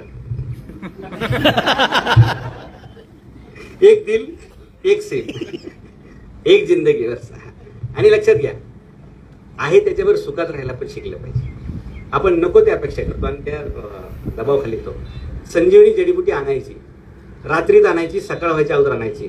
बघा प्रॉब्लेम काय, हिमालयात कुठे मिळती माहित नाही, कुठल्या डोंगरावर माहित नाही, त्या डोंगरावर पण अनेक झाडं आहेत वनस्पती, त्यातली कुठली हेही माहित नाही. बरं ते कसं ओळखायचं हे पहिलं माहित नाही ना. लक्ष्मणाला शक्ती लागली, मग हा रोग नक्की काय हे बघण्यासाठी, तपासण्यासाठी रातोरात डॉक्टर आणायचा आहे. बरं तो डॉक्टर आपल्याकडे नाही, तो डॉक्टर दुसऱ्या मतदारसंघात आहे आणि तो मतदारसंघ वेगळ्या पक्षाचा आहे. तिथून त्या डॉक्टरला आणायचंय. बरं ते डॉक्टर त्याला उठवावं, दरवाजा वाजवावा, तर गुप्तहेर यंत्रणा तयार होते की अरे कोणतरी आलंय आणि ह्याला पकडा. दरवाजा बिरवाजा काय वाजवला तर सगळंच उघड होणार ना की बाबा कोणतरी आले डॉक्टरला, म्हणजे इमर्जन्सी काहीतरी आहे आणि ते यांनाच मदत करणार. आणि शत्रूला मदत करणं डॉक्टरने हे जर काम केलं तर त्याला राजा त्याचं सोडल का? हा साहेब, जर दुसऱ्याने तर फॉर्म भरला पॅनल सोडून तर दादा त्याला ठेवतील का बारामतीत? त्याचा कार्यक्रमच होईल ना. गेले, चेक केलं, डॉक्टरचं हे बघितलं काय प्लसचं चिन्ह बघितलं की हे सुषेण वैद्य याच दिसतंय घर. डायरेक्ट JCB लावूनच घरच वर. चलो, अहो कोण कोण कुठं चालला घेऊन, मला काय बोलायचं नाही, उतरल्यावर सांगतो. पहिलंच सांग, बसा जागेवर थांबा नाही तर पडतात खाली. योगी आदित्यनाथने तोच धडा घेतलाय. डायरेक्ट घरच साफ करणे, हिशोब लावायचं नाही. 8 एका आहेत घरात नाही, JCB आणायचा, तडाम जाईल. संध्याकाळपर्यंत कार्यक्रम आहे की नाही. कार्यक्रम रामायणाचा असा उपयोग लोक करतात. ते सुषेण वैद्यला असं घरासकट उचलून आणला. मग त्यांनी सांगितलं की माझं धर्म आहे, डॉक्टरचं काम आहे पेशंटचं उपचार करणं, तर ह्याला ही अशी शक्ती लागली. त्याचं हे औषध आहे बारामतीमधलं हे वेलनेस मेडिकल जे कॅप्टन लॉजच्या बाजूला आहे, तिथं मिळतं, तिथून घेऊन या. हिमालयात गेले, शोधायला वेळ नाही एवढा, हे काय काय असेल, अख्खा डोंगरच उचलून आणला आहे की नाही. सकाळ सूर्योदय व्हायच्या अगोदर ते औषध आणलं, ते संजीवनी जडीबुटी उगाळली, ती लक्ष्मणाला पाजली आणि लक्ष्मण जीवन झाला. ही कथा नाही, ही काल्पनिक स्टोरी नाही, ही आपल्या आयुष्याशी संबंधित आहे. आपण एकदा रात्री झोपल्यानंतर सकाळी सूर्योदयाच्या अगोदर उठू शकलो नाही तर आयुष्यात संजीवनी जडीबुटी आपल्याला गावणार नाही. आणि लक्ष्मण म्हणजे आपल्या आयुष्याचं ध्येय. लक्ष्मण आपल्या आयुष्यात जगू शकत नाही. तो जिसको लक्ष्य पाना है उसने जल्दी उठना है. ज्याला आयुष्यात लक्ष्य प्राप्त करायचंय त्याने लवकर उठलं पाहिजे. आणि संजीवनी जडीबुटी म्हणजे काय तर आपल्या वेळेचा उपयोग करायला शिकलं पाहिजे. आपल्याकडे खूप कमी वेळ आहे, लक्षात घ्या. आपल्या हातातून वेळ उडून जातोय, पण महत्वाची गोष्ट अशी आहे की त्या वेळेचे पायलट आपण आहे. तो वेळ कुठं वापरायचा, कुठं नाही वापरायचा हे आपण ठरवू शकतो. अमेरिकेमध्ये 1900 दशकात मी तुम्हाला सांगत होते की तिथल्या सुप्रीम कोर्टमध्ये केस गेली की आमचे मालक खूप काम जास्त सांगतात, कमी पगार आहे. आणि मग मालक पण म्हणलं ठीक आहे तुमची जिरवायची ना, चला कोर्टात जाऊ दे. तुम्ही केस टाकल्या मग तुम्हालाच लढावं लागते ना. ते प्रेमाने होईल तेवढं चांगलं असतं बरं का. ते युनियन फिनियनच्या भानगडीत पडले गेलेले लपडे वाढतात. तुम्हाला सांगतो मी, जे प्रेमाने सॉल्व्ह होतं ना ते कधीच होत नाही. एखाद्या माणसाने धमकी दिली ना माझ्यासारख्याला, तुमच्या पोलिसमध्ये तक्रार करतो आम्ही, लगेच समजा दम टाक. ते कमिशनर त्याला चहा पाच त्याला सांगते तू मागं घे, ते महाग पडेल तुला. आणि पोलिसांकडे तर यंत्रणा भरपूर असते बरं का. अर्ज लगेच उलटा पण फिरतो शकतो. हा, कारण तुम्ही केलेला आरोप तुमच्यावर पण फिरू शकतो. म्हणजे समजा तुम्ही माझ्यावर अर्ज केला की मी यांना 5 कोटी रुपये दिले, तर पोलीस पहिले विचारणार कॅशमध्ये का चेकमध्ये. तुम्ही सांगितलं कॅशमध्ये, आता काय करायचं, कुठून आणले, कसं बोंबलं, असं पण गडबड होऊन जाते ना. तर तिथे सुप्रीम कोर्टचे न्यायाधीश होते चार्ल्स ह्युजेस म्हणून. त्यांच्यासमोर तो निवाडा आला आणि त्यांनी ते निवाडा दिला. निवाडा काय बघा, कामगार, पगार, श्रम, वेळ याच्याबद्दलचा आहे. काम केल्याने कुणीही मरत नाही. त्यांचे जजमेंटची 2 वाक्य सांगतोय मी. निकालानंतर ज्यांनी जे वर्डिक्ट म्हणतो आपण ते दिलं. काम केल्याने कुणीही मरत नाही. मग माणसं मरतात कशाने? तर माणसं मरतात ती फक्त 2 गोष्टीमुळे. एक, श्रम चुकीच्या ठिकाणी गेल्याने आणि व्यर्थ चिंता केल्याने. चुकीचे श्रम केल्याने. चुकीचे श्रम म्हणजे काय? जी कामं तुमची नाहीत ती करण्यात तुमचा वेळ जातो आणि त्याच्यामुळे तुमचे एनर्जी लॉस्ट होते, नंबर 1. आणि दुसरी गोष्ट की तुम्ही चिंता, उलट जो जेवढा जास्त काम करतो तेवढा तो जास्त फिट राहतो. आलं लक्षात तुमच्या? तुम्ही असं कधी बघितलं का की एखाद्या पोपटाला बीपी झालाय, एखाद्या हत्तीला शुगर झाली आहे, एखाद्या वाघाला डायबिटीसचा प्रॉब्लेम आहे का? असं जगात कुठं काय झालं का? कारण ते आपली ऊर्जा वाया घालवत नाहीत. वाघाला जेव्हा आठवड्यानंतर भूक लागते तेव्हाच तो जाळीतून बाहेर येतो आणि शिकार शोधतो. आपलं असं आहे का?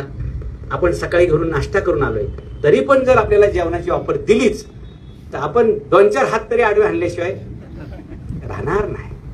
कारण आपल्याला नाही म्हणायची सवय नाही. लक्षात घ्या, आयुष्यात बऱ्याच ठिकाणी तुम्हाला दिली की जे लोक अतियशस्वी होतात. मग बहुतेक कोणत्या गोष्टीला नाही म्हणायचं? तर जी गोष्ट आपल्या कामाची नाही, जिचा आपल्याशी संबंध नाही, तिच्यावर आपली ऊर्जा घालवायची नाही. आपण कामावर आलो तर आपली ऊर्जा कशासाठी पाहिजे? तुम्ही सकाळी उठले, योगा करा, प्राणायाम करा. तुमचं काय, मला वाटतं तुम्हाला घरी व्यायाम करायची गरज नाही, बरोबर? कारण इथं जर फिजिकल काम असेल तर तुम्हाला घरी व्यायाम करायची गरज नाही. जर क्लेरिकल काम असेल तर ती फिटनेस ठेवण्यासाठी मात्र तुम्हाला घरी सूर्यनमस्कार, डंबेल्स असं थोडंफार किंवा 5-10 किलोमीटर पळायला काय हरकत आहे? जर एक आरोपी एवढा हुसेन बोल्ट पेक्षा जास्त पळू शकतो तर आपण तर मोठे आरोपी आहोत. हा, आपण आपली आत्महत्याच करतोय, दुसरं काय? अहो, लोक शून्यातून कुठल्या कुठे पोचतात. चहा विकता लोक कुठे गेली बघा. पण ते कष्टच न प्रामाणिक असं काय करतात? ट्रेन यायच्या अगोदर चहाचं गाडं लावायचं, आल्यानंतर प्रत्येकाला जाऊन द्यायचं, ते हिशोब घ्यायचा. गोळा करायला सवय शिकलं पाहिजे ना. नाही तर तुम्ही नुसतं चहा विकला पैसेच गोळा केले नाही, काय होणार आहे तुमचं? हे सगळे कष्ट कामाला येतात ना. मग तुम्ही पवार साहेबांना भेटा. म्हणजे मी एकदा साहेब आलतो बारामतीत बघायला, एक 15-16 वर्षापूर्वीची गोष्ट आहे. मला एका मित्रांनी सांगितलं की पवार साहेब सकाळी 7ला लोकांना भेटतात. म्हणलेच काहीतरी बोलतोयस, एवढा म्हातारा माणूस आणि एवढ्या लवकर कशाला उठेल? ते बघायला मी एकदा बारामतीत आलतो. मी असं टेस्टिंग करणारा माणूस आहे. तर मी 7 वाजता बरोबर त्या बागेमध्ये पोचलो. काय त्या बागेचं नाव? गोविंद बाग. हा, म्हणजे जाणकार लोक दिसतात, इथले स्थानिक दिसतात बऱ्यापैकी. हा, गोविंद बागेची माहिती म्हणल्यावर मी 7 वाजता गेलो तर माझ्या पुढे 150 लोक होते नंबरमध्ये. म्हणजे 6 वाजल्यापासून हा कार्यक्रम सुरू झाला होता. त्या दिवशी मी ठरवलं की 6च्या नंतर जर आपण उठलो तर आपण पॉवर होऊ शकत नाही. आणि पॉवर कशात आहे? तुम्ही जेवढ्या लवकर उठतात तेवढ्यातच पॉवर आहे. आणि ह्यांचं तर काय, रात्री 3ला झोपले तरी सकाळी 6ला उठतात. लक्षात घ्या, ज्याला जेवढं काम तेवढं तो जास्त तडफेनं काम करतो. आपलं निवांत चालतं 9 वाजता. का बरं? आज 9ला असतं आपलं. हे छान, सुरुवातच आपली अशी टेन्शन मध्ये. हे छान, अरे प्रेमाने, अरे तुम्हाला झिलतीये ती काय? तुमच्यासारख्या संसार करायचा म्हणजे टेन्शनचा मुद्दा आहे तो. हा, पोराला कपडे आणायचे 10 तारखेला बघू, पोराची फी भरायची 10 तारखेला बघू. हा, गाडी मला पाहिजे 2 व्हीलर पोराला शाळेत सोडायला पुढच्या दिवाळीला बघू. अशी आपली तरा. तरी ती बिचारी आपल्याला ऍडजस्ट करते. अजिबात माहेरी जाऊ देऊ नका. गेली परत येणार नाही. आपले गुण तेवढे चांगले, सांभाळा जरा. रोज पाय धरून घेऱ्यात तुम्ही मारा कोणाला.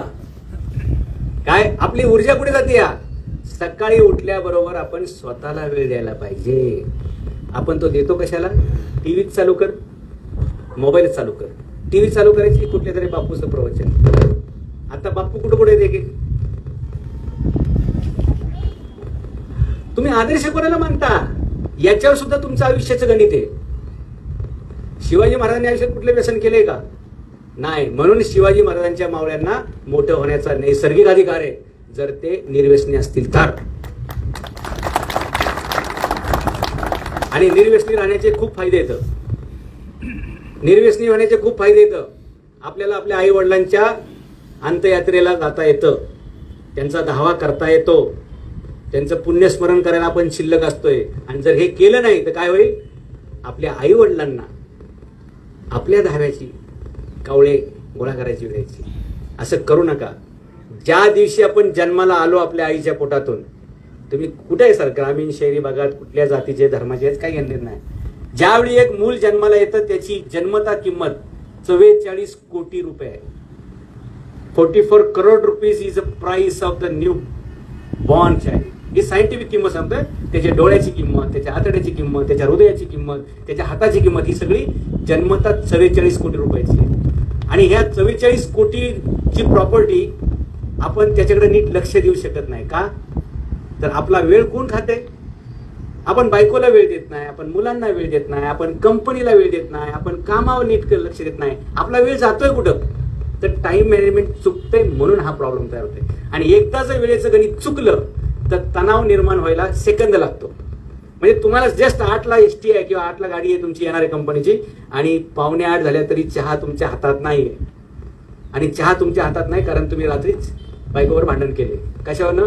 तर मोबाईलचं स्क्रीन लॉक काय याच्यावरनं. घेऊन कोणी दिला? तुम्ही. विश्वास कोणाचा पाहिजे? तुमच्यावर विश्वास नाही का? की तुमचं वाहन तुमच्या कंट्रोलमध्ये? ब्रेक कोणाकडे पाहिजे? ब्रेक कोणाकडे पाहिजे? असं रात्री तुमचे भांडण झालं, सकाळी दिवस खराब होतो. आणि लक्षात घ्या, रात्र खराब झाली दिवस आपोआप खराब होतो, आणि दिवस खराब गेला आयुष्य खराब व्हायला वेळ लागत नाही. अपने आप को संभालो.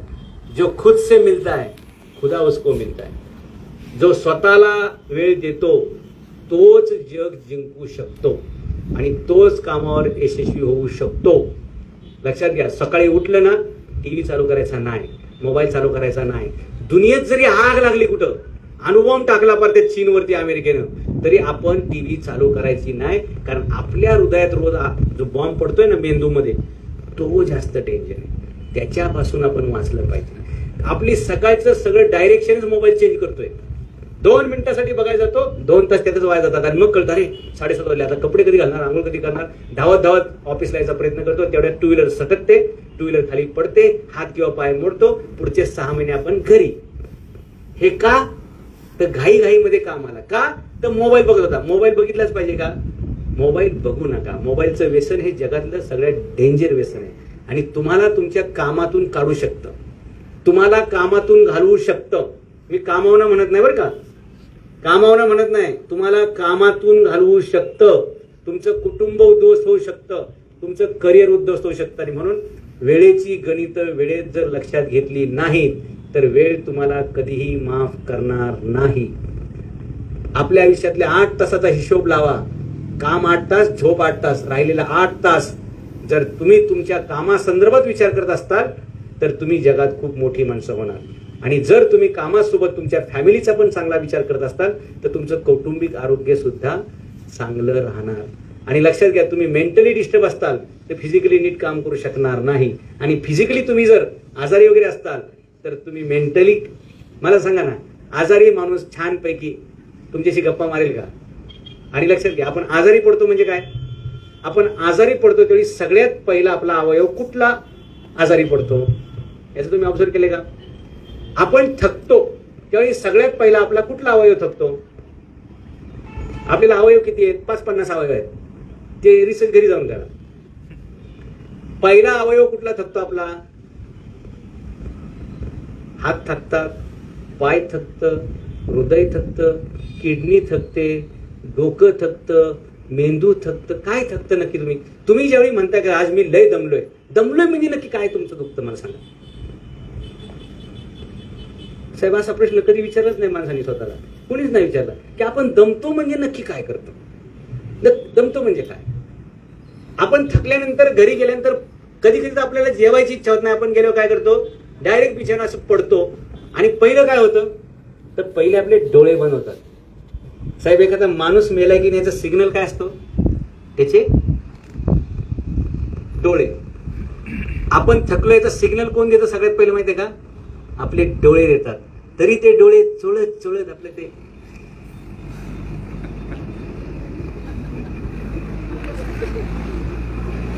काय गरज आहे का? हे बोट काय घे नाही का आपल्या देशी? पाकिस्तानमध्ये पेट्रोलची किंमत वाढली, आपल्या घरात बघूया ना काय चाललंय ते. बांगलादेशमध्ये डिझेल महाग झालं, इथं बघूया ना. आपलं मारुती सुझुकीचं काय करायचं ते पहिलं बघूया. महालक्ष्मी आणखी लक्ष्मी कशी कमी येईल हे बघितलं पाहिजे. आपल्याकडे लक्ष्मी किती येईल हे बघितलं पाहिजे. आपलं काम सोडून मला सांगा, घोड्यांची किंमत 4-4 कोटी रुपये काय, आणि कुठल्या घोड्याची किंमत आहे 4 कोटी रुपये? जर तुम्हाला गाढव दिलं आणि सांगितलं ह्याची 4 कोटी रुपये किंमत, आणि जर तुम्ही ती दिली तर गाढव कोण? तुम्ही घोडा घेताना पहिलं काय चेक करताल? घोडा घेताना काय चेक करतात?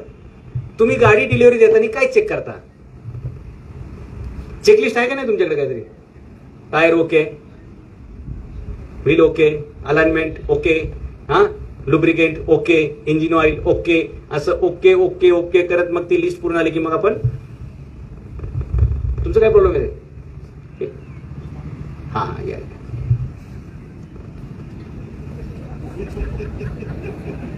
आईन्स्टाईनचं एक वाक्य आहे ते तुम्हाला सांगतो. विचार करण्याचे कष्ट टाळण्यासाठी माणूस काहीही सबब सांगू शकतो. काय म्हणणे आईन्स्टाईनचं?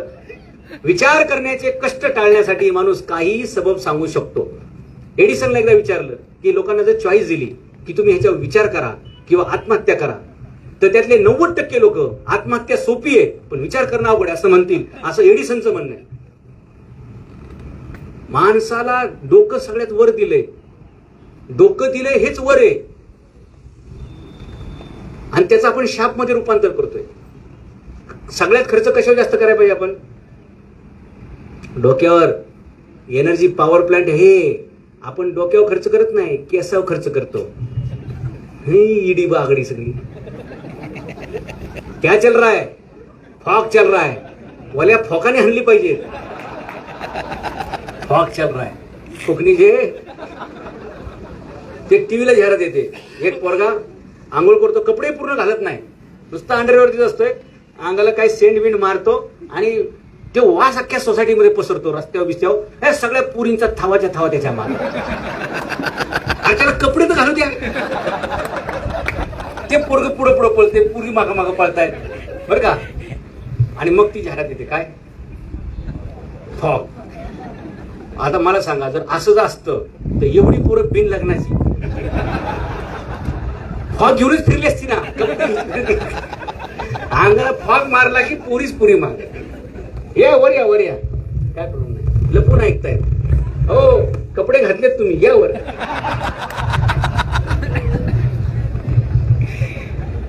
ते खरं असतं का? असं सेंट मारल्यानंतर पोरी मागे लागतात, ते खरं आहे का? आणि जर पोरींनी असा सेंट मारला, चेंगरा चेंगरीत 1001 मरती. मिळणार तर कोणालाच नाही ती. आपल्याकडे सगळे पिक्चर आहेत ना. कॉलेजमध्ये एक सुंदर पोरगी असते, 2 पोरं तिच्या मागे असतात आणि दोघांचे गट मोठे असतात. मग ही ह्याला का त्याला, आणि ती तिसऱ्याच्या घरी आहे की नाही. या दोघांची मारामारी चालते. वर्गात एक पोरग असतंय, गपचीप गुमान येते, वर्गात बसतंय, अभ्यास करतंय, इकडे बघत नाही तिकडे बघत नाही, लायब्ररीत जाते, अभ्यास करते. ही त्याच्या बाजूला हळूच जाऊन बसते. मी माझ्या बापाची एकुलती एक आहे, मला एकदाच आयुष्यामध्ये कोणाला तरी मागायचंय आणि ते तू आहेस. तो म्हणतो काय मागायचं तुला? नोट्स पाहिजे, पुस्तक पाहिजे, जर्नल पाहिजे, काही केस स्टडी पाहिजे. नाही, मैं तुमसे तुमको मांग रही हूं, मैं तुमसे तुमको मांग रही हूं. त्यावेळी तो म्हणतो की तुम्हारे बाप तो इंडस्ट्रियलिस्ट है, सिंघानिया है, माँ का तो मल्ल्या है, बिरला है, अंबानी है, मैं तो पवार घराने से हूँ. ती म्हणते आपका नाम पवार है इसलिए तो आपसे मांग रही हूँ. पवार ही पावर है और इस उम्र में नहीं मांगूंगी तो क्या बुढ़ापे में बैठा. बाहेर मारामारी कोणाच चालू आहे? 2 जहागीरदारांच्या पोरांची. आणि ही कोणाच्या घरी? तुम्हाला पवारांच्या घरी. तुम्ही शब्दशः घेऊ नका.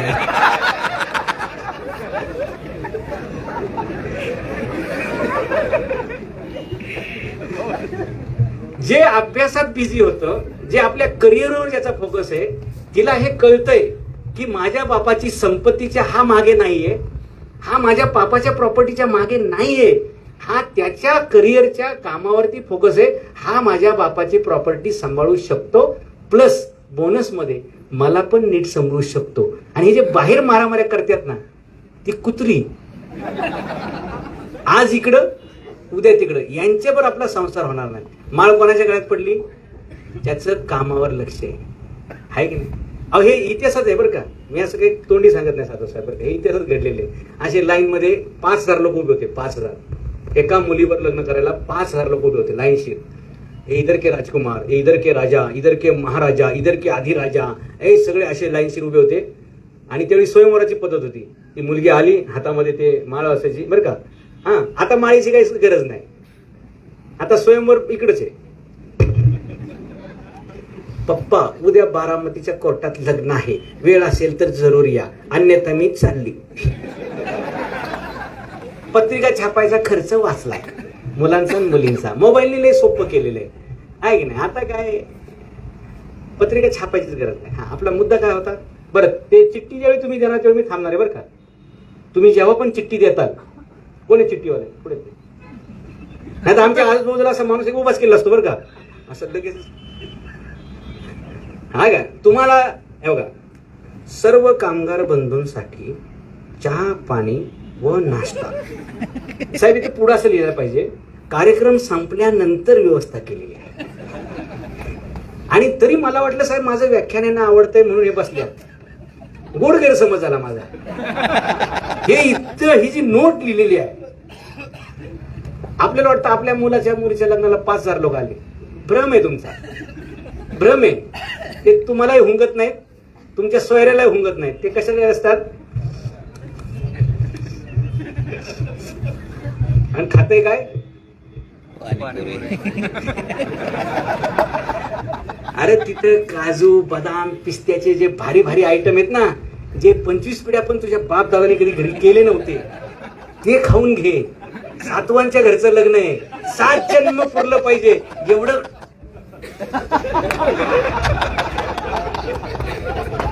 टेस्ट में बेस्ट, मम्मी और एव्हरेस्ट. हा आहे की नाही? आणि जर सातवांच्या घरच्या लग्नाची पत्रिका आली तर तुम्हाला सगळ्यांना विनंती आहे, सकाळपासून निरंकार उपवास धरून त्या मुला मुलीचं सुख समृद्धीचं आयुष्य भरभरीने जावं याच्यासाठी उपवास करा. आणि संध्याकाळी तो उपवास सोडा. नाही तर घरी जाऊन सोडा, असं नाही. ठीक आहे का? आता घरात कोणाचं कर्तव्य का साधू साहेब? यावर्षी पुढच्या वर्षी वगैरे लहान आहेत का अजून? तुम्हाला 10-15 वर्ष अगोदर मध्ये ऍडव्हान्स म्हणजे आमंत्रण. म्हणजे दुसरा शब्द माझा असा आहे की 10-15 वर्ष महालक्ष्मी सोडायची. कळलं का तुम्हाला? आणि जर तुम्ही काम केलं तर कामासाठी कंपनी बदलावी लागत नाही.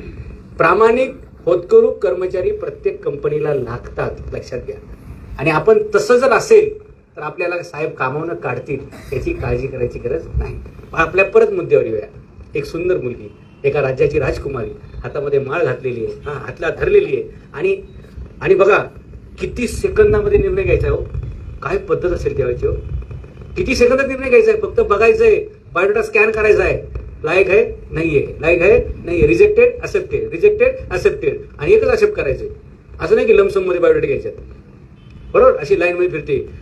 एकाला असं वाटलं अरे ही जर पुढे गेली तर काय खरं नाही, आपण पहिलाच बायोडाटा ठेवू. टेबलावर पहिला बायोडाटा म्हणजे तुला निवडतात. लय लोक हुशार सगळं का पहिला बायोडाटा वर आला पाहिजे असं काय गरजेच नाही. हे पहिलंच गेलं धनुष्य उचलायला.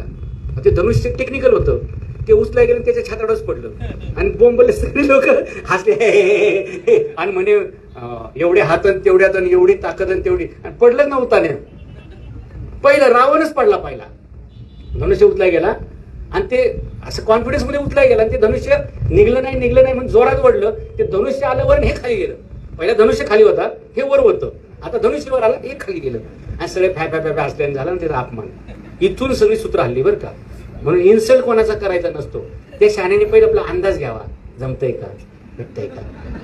गुड मॉर्निंग मेसेज पाठवला, तिकडून ओके आलं तर परत मेसेज पाठवायचं संध्याकाळी गुड इव्हनिंग असं. पहिल्याच मेसेजला ब्लॉक झालाच बावळ्या.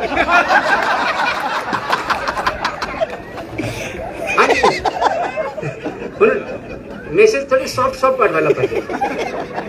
आणि रेडीमेड कविता लय मिळतात बरं का, ते इमेज बनवले असतात की इस दुनिया में आपसे हसी कोई नाही, असं तसं वगैरे. एक लक्षात घ्या, समोरच्या ज्या पोटात शिरायचं असेल ना तर तुम्ही कौतुक केलं पाहिजे, कौतुक केलं पाहिजे. आपलं कसं आहे, आपण परंपरेचे दुश्मन, कोणाचं कौतुक करा आपल्या परंपरेतच नाही ना. भेटेल त्याचं काहीतरी निगेटिव्ह शोधायचं. म्हणजे दाढी वाढली की नाही म्हणजे ऑक्सोबसी का वाढवली, अरे तुला काय करायचे आहे नाही. केस एखाद्याचे कमी असतील, तुम्ही कशाला त्याला अनुपम खेरची उपमा देताय. तुम्ही त्याला काय म्हणलं पाहिजे, तसं पण नाही आता साहेबराव, तेल खूप महाग झालंय, शॅम्पू परवडत नाही, आणि आता ह्या वयात गरज तरी काय आपल्याला. मग तो हा बरोबर आहे, चहा घेणार का तू, असं त्याचं कौतुक करा. जे काय असेल ते, दाढीवाला असेल तर दाढीचं कौतुक करा. शिवाजी महाराज दाढी ठेवायचे, संभाजी महाराज ठेवायचे, शिंदे दाढी ठेवतात, मोदी दाढी ठेवतात. तो म्हणणार कॉफी घेणार का, चहा घेणार, असं असं. आपण कशाला म्हणायचं, तुझ्याकडे पैसे नाही तरी दाढी करायला, इथूनच सुरुवात आपली. तो तू उद्यापासून येऊ नकोस. घटना तीच, अरे हाताळायला व्यवस्थित शिकाना. हा मुद्दा आपला रावण उलटा पडला. ओव्हर कॉन्फिडन्स मध्ये गेलं, कामाचा आढावा न घेता काम करायला गेलं तर काम आपल्या अंगावर पडतं, हे समजून घ्या. Before you start the work you must be ready with your accessories, your plan. पहिलं काय, दुसरं काय, तिसरं काय. आलं का लक्षात. काय म्हणलं होतं चार्ल्स पेप्सोडेंटचं सीईओ, दोन गोष्टीवर माणूस कर्मचारी ते सीईओ होतो. एक विचार करण्याची क्षमता आणि दुसरं प्राधान्य ठरवण्याची क्षमता. प्राधान्य म्हणजे काय, प्रायोरिटीज. पहिलं काय, दुसरं काय, तिसरं काय. मला सांगा, आपल्या घरी जर एक दिवस बायको आजारी पडली तर लक्षात घ्या, भारत पाकिस्तान युद्धापेक्षा मोठं टेन्शन तयार होतं. चहा पावडर कुठे सापडत नाही. आपण चहाच्या ऐवजी काय टाकू, तिथं मिरची पावडर टाकू. नाही म्हणजे आपले सगळे कार्यक्रम. म्हणून सांगतोय, घरी गेल्यावर प्रत्येकाने 75वा स्वातंत्र्य दिन साजरा असा करा. घरी जा, पेड्याचं बॉस घ्या, बायकोच्या पाया पडा आणि सांगा की अशीच 7 जन्म 7 दे, कारण माझ्यासारख्याला सांभाळणं हे तूच करू शकते, दुसरे कोणाचं. तुम्ही काय करणार, ह्यांना सांगितलं सल्ला, तुमचं काय ते तुमच्या मनातलं मी ओळखलेलं आहे. एवढ्या जन्मापुरतं सर ठीक आहे, आम्हाला तरी कशाला गुंतवून ठेवताय 7-7 जन्म. झालं हे या जन्मातच पुरेस झालेले. हा, आपण उलट्या फेऱ्या मारूया आता, की रिव्हर्स घेऊया. आता काय समजा 10 वर्ष इकडून मारले असतील ना 7, आता इकडून 7 मारू, आहे की नाही. आणि ह्याच्या नावात 7 आहे, लक्षात घ्या. आपल्याकडे प्रत्येक आडनावाला इतिहास आहे बरं का. सर मला सांगा, चिठ्ठी घेऊन तुम्ही आले, तुम्ही खाली बसलो, माझं लक्ष असतं आयोजकांकडे बरं का. किंवा तुम्ही सिग्नल दिलं की नाही, हे इकडून तुम्हाला सांगते उरखाद्यांचं लवकर लगेच आपल्या चिठ्ठी घेण्याची. मग आम्ही पण म्हणणार वेळ अभावी मी काय जास्त बोलणार नाहीये साहेब. जिथं आमचं मानधन दिलेलं नसतंय आणि जिथं आम्हाला जबरदस्ती चढवलं होतं स्टेजवरती, तिथं आम्ही असंच म्हणतो, आपल्या स्टेजवरती खूप मोठे मोठे मान्यवर आहेत, आमदार आहेत, खासदार आहेत, मंत्री आहेत, हे प्रसिद्ध उद्योजक. आणि अशा मोठ्या लोकांसमोर मी पामर बिचारा काय बोलणार, वेळ अभावी मी काही जास्त बोलत नाही. जय हिंद जय महाराष्ट्र. ते आयोजक हुशार असतात, ते आमचा बळीचा बकरा करायला बघतात, कारण पब्लिक तसं येत नाही ना. मग शिवाजी महाराजांचं व्याख्यान ठेवलं की पब्लिक येतं, मग त्याच्यानंतर हे नेते मंडळी येतात. आता लोक पण लय हुशार झाल्यात, जोपर्यंत आमचं भाषण चालू असतंय तोपर्यंत हॉलमध्ये बसतात. आम्ही जय हिंद जय महाराष्ट्र म्हणलं हे लोक आयोजक लय हुशार. मग बक्षीस वितरण ठेवायचं, 100 लोकांना बक्षीस, त्यातले प्रत्येकाने 5-5 लोक घेऊन यायचे आणि बक्षीस वितरण सगळ्यात शेवटी ठेवायचं, म्हणजे कोणी उठून जात नाही. अशा खूप आयडिया असतात. हा मुद्दा काय होता आपला, मी तिथून जिथून पुढे गेलो. पण सर बरं का, सगळ्यांचे चेहरे एकदम टवटवीत झालेले आहेत. 15 ऑगस्ट मस्तपैकी साजरी आपली झालेली आहे. वाटतं की नाही सर, वाटतं की नाही. टाळ्या कशा पडल्या पाहिजेत, महालक्ष्मीच्या पडल्या पाहिजेत. महालक्ष्मी कशा टाळ्या वाजतात,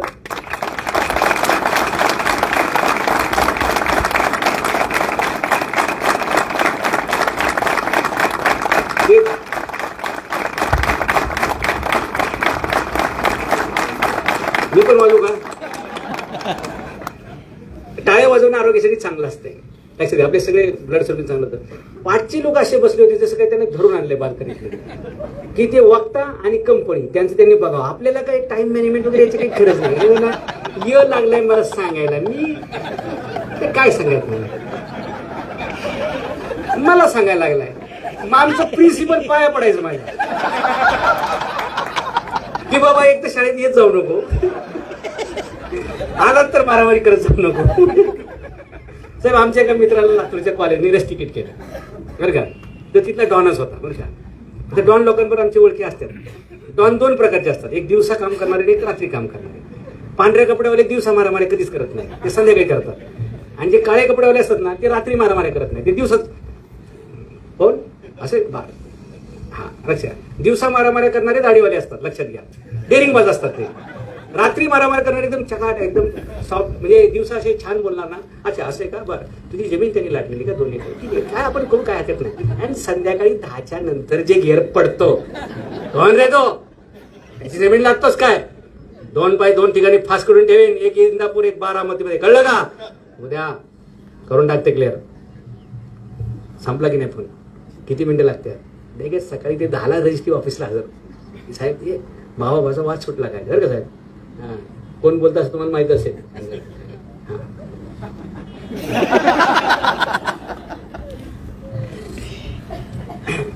काही लोक न बोलता काम करतात बरं का. काही लोक असा दम देतात ना की कामच झालं पाहिजे, परत फोनची गरजच नाही पडली.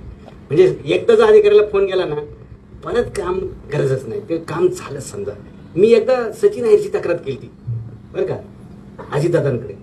मी म्हटलं मी पुरंदर बारामती मतदारसंघातला आहे आणि म्हणून मुंबईतले मंत्री राष्ट्रवादीचे आमचे काम करत नाहीत.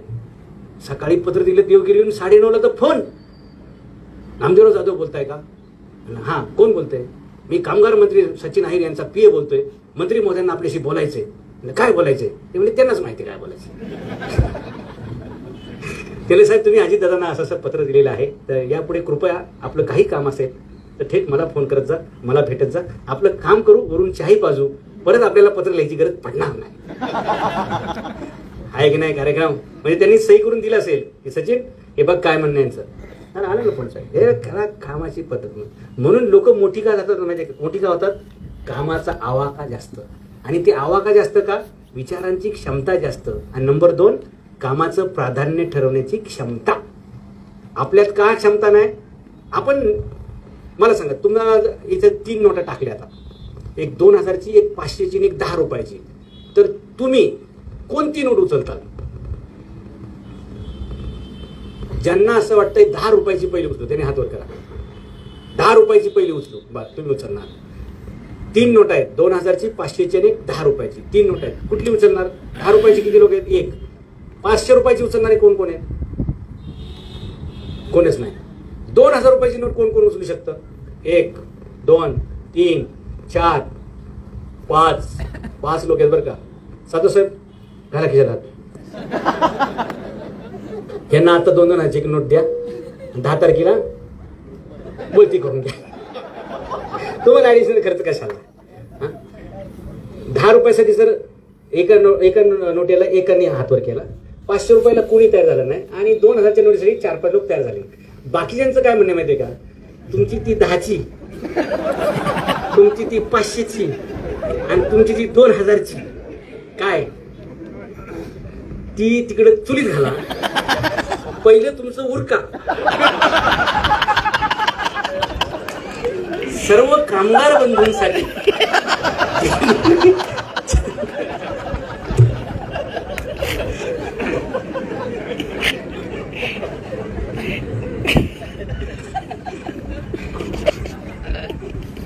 सर त्यांच्या मनातलं मी कसं कसं ओळखतो, मी किती मन कावडा असेल. यांचं BP शुगर न चेक करता पण मी यांना न्यूट्रल केलं की नाही. ह्या घेऊन काय म्हणणं आहे, 10 इंटरेस्ट नाही, 500 नाही, 2000 नाही. त्यांचं म्हणणं असं होतं की आम्हाला ह्या तिन्हीमध्ये काही इंटरेस्ट नाही, एकदाच आम्हाला सोडा. काय साहेबांनी बोलवले म्हणून आलोय, तुम्हाला काय ऐकायला लावल्यास तुमचा गैरसमज असेल. हे हजेरी लावायला मी आलोय, कारण हजेरी तर वजिरी. आणि ते 75 वर्ष झाली आणि आपण स्वतंत्र झालोय, हे सगळं गैरसमज आहे. जोपर्यंत तुमचं वेळेवर कंट्रोल नाही तुम्ही स्वतंत्र होऊ शकत नाही. स्वातंत्र्य वेळेतून येतं. 10,000 रुपयाच्या कामावर फोकस केल्यामुळे आपण 2000च्या नोटेकडे बघू शकत नाही. लाख रुपयाचं काम पहिलं का 1000 रुपयाचं याचा निर्णय घ्यावा लागेल. लाख रुपयाचं काम पहिलं का 100 रुपयाचं याचा निर्णय पहिला घ्यावा लागेल. दुर्दैवाने सामान्य माणूस सामान्यच राहतो, कारण तो सामान्य कामामध्ये आपला जास्त वेळ देतो. आणि जी सामान्य माणसं असामान्य कामासाठी वेळ देतात ती सामान्य ते असामान्य असा प्रवास करतात. आणि सामान्य ते असामान्य असा प्रवास करायला एकच गोष्ट कामाची, वेळेचं व्यवस्थापन पाहिजे. आणि वेळेचं व्यवस्थापन म्हणजे पहिलं काम कोणतं, दुसरं कोणतं, तिसरं कोणतं. जर तुम्ही घरी जाऊन यादी बनवली 10 कामांची, तर तुमच्या लक्षात येईल त्यातली 8 कामं अजिबात कामाची नाही, 2 नंबरचं काम महत्वाचंच नाही, आणि एकच काम तेवढंच एक महत्वाचं असते. आणि तेवढ्यावर तुम्ही काम केलं, तुमची ऊर्जा मेंटेन राहते, तुम्ही रिझल्ट देऊ शकता. आज सकाळी तुम्ही उठले तर काम काय तुमचं, 10 वाजता कंपनीत येऊन दिवसभर आपल्याला काम करायचं. एकच आहे की नाही फोकस. त्याच्यात 4-5 यादीत ही पण होती. एका वाढदिवसाला जायचे, एका 10व्याला जायचे. आता 10व्याला जाशील का 10 वाजता इकडे येशील. बरं, जो मेला आहे तो परत येणार आहे का. त्याच्या 10व्याला घाईघाईत गेला आणि ह्याचा ऍक्सिडेंट झाला, याच्या 10व्याची वेळ आली. काय गरज आहे का एवढा ताण घ्यायची. नंतर 2-4 दिवसांनी जाऊन भेटू शकता ना. काही आपल्याला सांत्वनच करायची ना. कुठं 7-12 आपलं त्यांच्या नावावर होणार आहे का. एवढं काही टेन्शन घ्यायचं का. असं कुठं झालं का तुमच्या आयुष्यात. तुम्ही एखाद्याच्या लग्नाला गेले नाही, नवरदेव हटूनच बसला की तात्या आल्याशिवाय मंडपात येत नाही, अण्णा आल्याशिवाय मी येत नाही. एवढा अण्णा तात्या बाप्पू आप्पा कोणीच मोठा नाही. नवरदेवाचं लक्ष काय असतं फक्त. कसं तरी एकदाचे 7 फेरे होऊन ही पार्टी एकदाची कायम 7 जन्म आपल्या गाठीला कशी बांधता येईल. नवरदेव बाकी काय बघतो का. ते पाहुणे आले गेले आईबापच काम असतं बघायचं. हे आलं त्याला ह्याचा सत्कार, त्याचा नाती जाऊ दे. सत्कारावाली आपले लोक कर्जबाजारी झाले. लग्न न केली तरी परवडतील एवढे आपण लग्नात कर्जबाजारी झाले. मोठ्यांचे सोडून द्या. हा मूळ मुद्दा काय होता आपला. लक्षात आहे बरं का. रावण बोकांडीत पडला धनुष्य घेऊन. हा, धनुष्य उचलणं एवढं सोपं नाही. शिंदेना कळेल ते.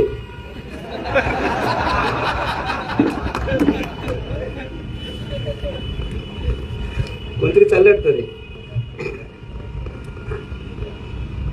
हे हॉर्न वाजवणार आहेत ना, हे शेजारच्या देशातले आहेत. कारण कोणी सभ्य माणूस आहे ना असं धांगडधिंगा करत कार्यक्रम कुठलाच करत नसतो. लक्षात घ्या. शांततेचे होतात ना, शांतीतच क्रांती होत असते. शांतीतच क्रांती.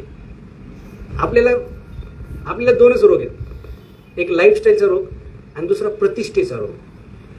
बरं का. लाईफस्टाईलचा रोग म्हणजे काय. पिझ्झा खाताना फोटो काढायचा, लोकांना दाखवायचा. बाकीचे उपाशी असतात का. बर्गर खाताना फोटो काढायचा, लोकांना दाखवायचा. ह्याचं एक संशोधन झालंय, तुम्हाला माहिती आहे का. जगातले किडे सुद्धा ज्या गोष्टीला खात नाहीत ती गोष्ट माणसं कशी खात असतील. लॅबमध्ये टेस्ट झालंय. पावाला किडे लागत नाही, ब्रेडला किडे लागत नाहीत. अर्थ काय. ज्याला किडे सुद्धा खात नाहीत ती माणसं आनंदाने खाताना फोटो कशी टाकू शकतात. आणि तरी सांगणार असा सेल्फी. डॉमिनोज मध्ये पिझ्झा खाताना तुझा मृत्यू जवळ आलेला आहे. पेप्सी पिताना तू लवकर खाली पडणार आहेस. ते पेप्सी कोल्ड्रिंक जर ओतलं नाही त्यामध्ये कोकोला टॉयलेटमध्ये तर हार्पिक पेक्षा जास्त क्लीन करते. हा, घरी जाऊन ट्रायल करा. 20 रुपयाची ट्रायल करा. ते तुम्ही पिणार. जे किडे खात नाहीत ते तुम्ही पाव खाणार आणि आरोग्याची कल्पना करणार. आरोग्य संपलं, आयुष्य संपलं. लाईफस्टाईल हा एक डिसीज आहे आणि दुसरा डिसीज प्रतिष्ठेचा डिसीज आहे. लोकांपुढे मी चांगला दिसलो पाहिजे. मग मी नकली केस. आता तुझ्या मुलाची लग्नाची वेळ आली, तू कशाला शिकतोयस. असू दे ना, आपलं वाळवंट झाले तर असू दे, काय प्रॉब्लेम नाही. आपण जेवढी सुगंधी वस्तू वापरतो, साबण, शॅम्पू, हेअर ऑइल, काहीही ज्याच्यात सुगंध आहे, हँडवॉश पासून ते सगळं फेस वॉश पर्यंत ज्याच्यात पण सुगंध आहे त्या सगळ्या गोष्टींमध्ये डिटेन नावाचं एक केमिकल आहे ज्याच्यामुळे सुगंध येतो. And that leads to the cancer. That leads to the cancer. फक्त कॅन्सर खतांमुळे होतो हे चुकीचं आहे. खतांमुळे होतोच, पेस्टिसाइडमुळे होतोच, पण जे आपण रोज जाहिरात बघितली, तंदुरुस्ती की रक्षा करता है लाईफ बॉय, घासून घासून घासून आंघोळ करतोय. तिकडे साहेबाचे फोनवर अरे कुठे डिलिव्हरी द्यायची, याची डिलिव्हरी चालूच आहे. आणि मस्त काही लोक तर गाणी बिणी लावून आंघोळ करतात साहेब, बरं का. 10-15 मिनिटं 3-4 गाणी होऊन जातात. 1980च्या दशकामध्ये अमेरिकेमध्ये डुकरांना आंघोळ घालण्यासाठी जास्त फेस न करणारा, पाण्यात लवकर न विरघळणारा अशा एका साबणाचं संशोधन झालं आणि त्यानुसार त्यांनी एक साबण बनवला आणि त्याचं नाव लाईफ बॉय.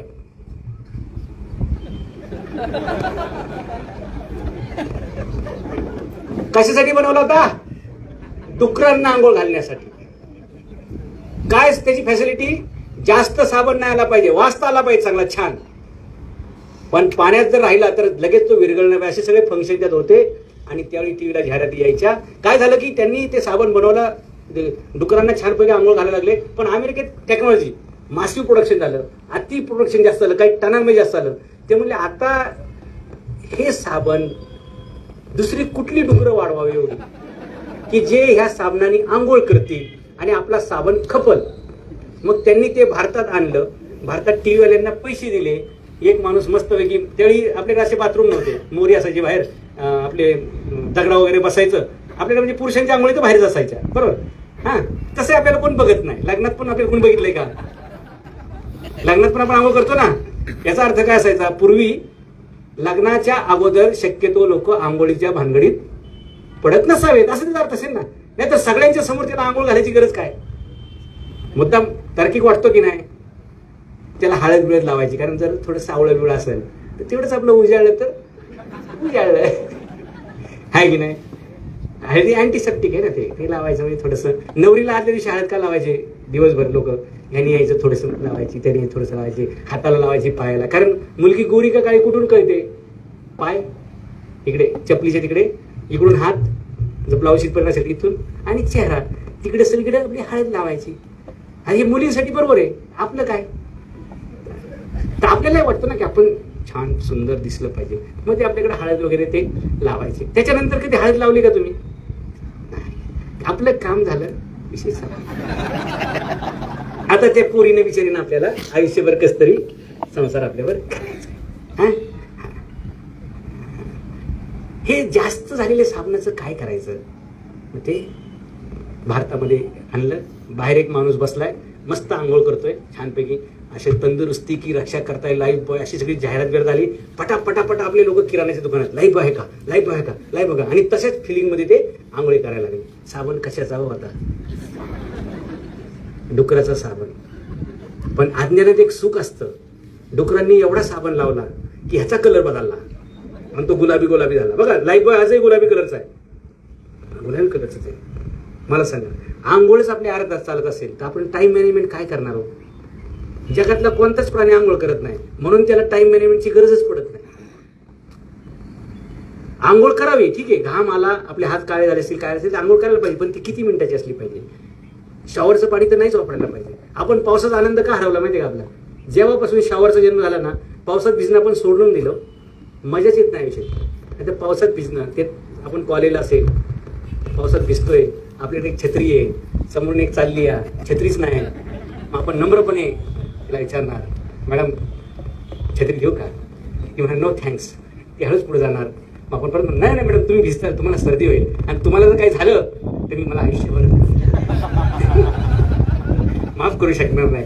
मग ती हळूच आपली म्हणते, ठीक आहे, तू मी दर्शन मी दर्शन. ती मध्ये छत्री असते, दोघं लांब लांब असतात, दोघंही भिजतात, कारण अंतर असताना मध्ये कीप सेफ डिस्टन्स.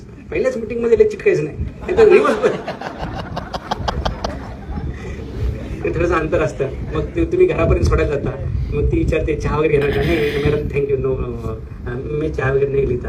आणि मग असं ते नम्रतेनं सुरू होऊन मग एक छत्री तुमच्या आयुष्याची छत्री बदलू शकते.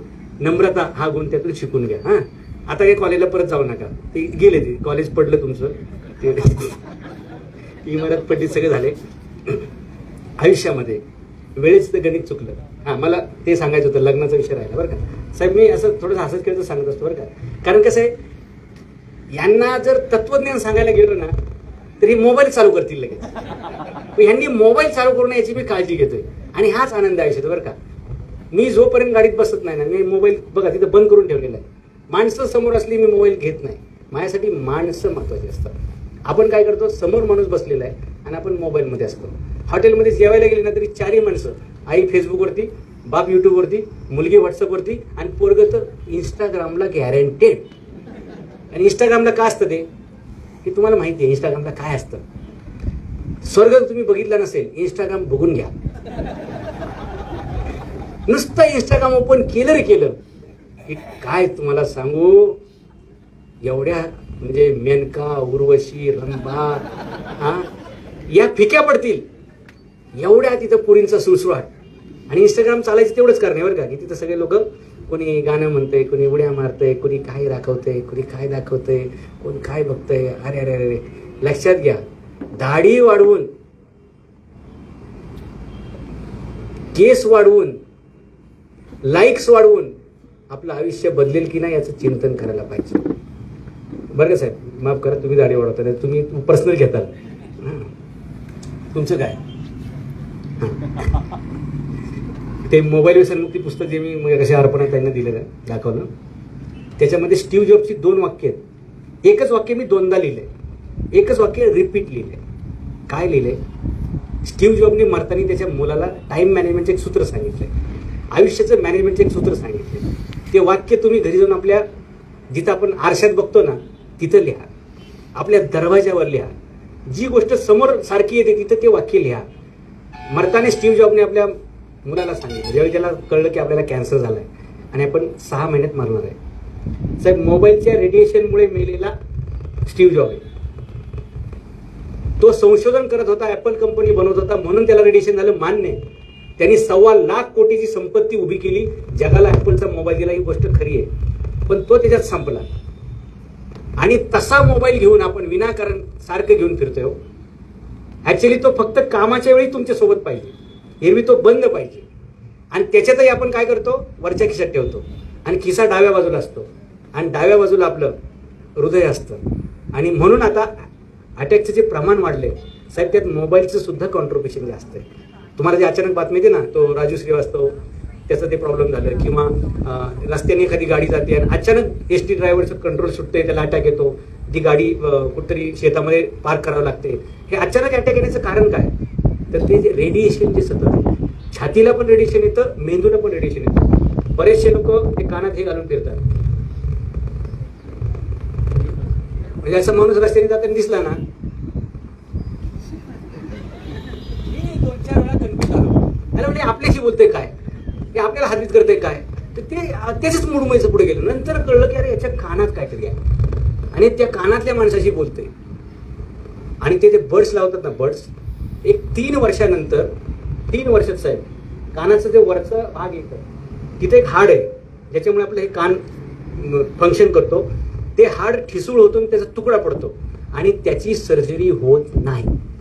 फ्रान्समध्ये बर्ड्स वापरणारे 40% लोकांमधले 25% लोक आज बहिरे झाल्याचं युट्यूबला तुम्ही टाकून चेक करा, गुगलला टाका, की बर्ड्स वापरल्यामुळे फ्रान्समधले गेल्या महिन्यातलं संशोधन आहे बरं का, लेटेस्ट, 40% लोक बर्ड्स वापरायचे, त्यातले 25% लोकांना आज ऐकता येत नाही. त्याच्या कानात जाऊन सांगावं लागते, जेवणार का? अशा जेवण झाले का? शाळेत जायची वेळ झाली. ही वेळ कशामुळे? ते कानाच्या पडद्यावर डायरेक्ट अटॅक होतो बर्ड्सचा आणि त्याच्यामुळे ते डॅमेज होतं.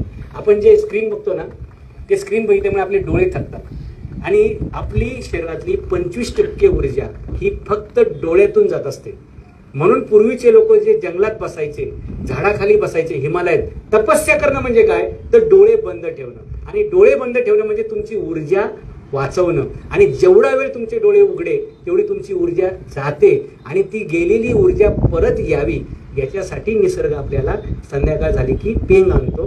पेंग आलं की आपल्याला झोपायला जावं लागतं आणि जर आपली झोप झाली तर दुसऱ्या दिवशी आपलं काम चांगलं होतं. म्हणून सुप्रीम कोर्टाचे न्यायाधीश चार्ल्स ह्युजेस यांनी जो निर्णय दिला की काम केल्यामुळे माणूस मरत नाही, माणूस मरतो ते ऊर्जा वाया घालवल्यामुळे आणि व्यर्थ चिंता केल्यामुळे. आणि ऊर्जा कुठे जाते आपली?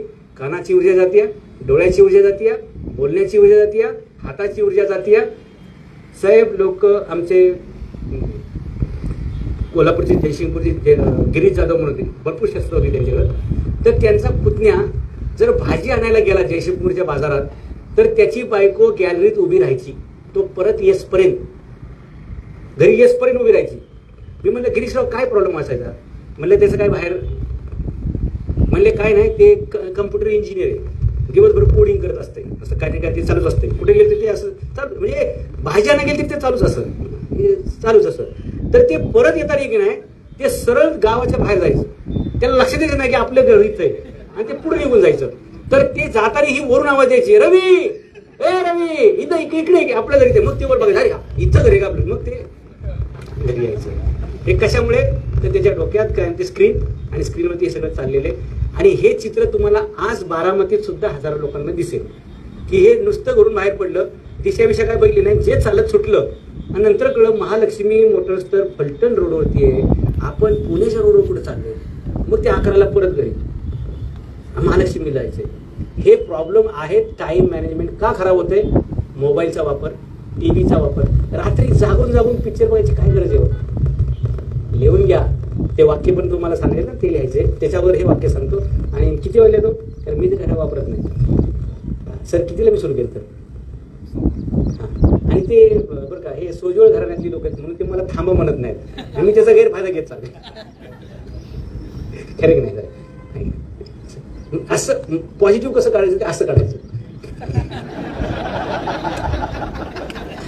ते सोजवळ घराण्यात आहेत, नम्र आहेत. आणि आमच्या एका मित्राचं लग्न जमत नव्हतं, त्याला बोलता यायचं नाही. काय प्रश्न विचारायचं म्हणलं ना मुलीला, तुझं नाव काय, हे जुजबी असायचं बरं का, की मुलगी बोबडी आहे का, मुलगी बहिरी आहे का, मुलगी व्यवस्थित आहे, हे सगळे ते ट्रायल असायची 2 मिनिटाची. त्यात ते नाव वगैरे विचारायचं. ह्याला काय बोलता यायचं नाही. मनीष म्हणून होता उपरकर कोकणातला आमच्या, तर त्याचं लग्न ठरायला प्रॉब्लेम व्हायचं, कारण ह्याला बोलता यायचं नाही. मग मी त्याच्यासोबत असायचो त्याचं लग्न ठरवायला. असे लय उद्योग केलेत आपण जुळवाजुळीचे. मग ते ह्याला काय प्रश्न विचारला ना की मीच मध्ये बोलायचं की आमचा मनीष ना मितभाषी आहे. मितभाषी म्हणजे खूपच कमी बोलणारा.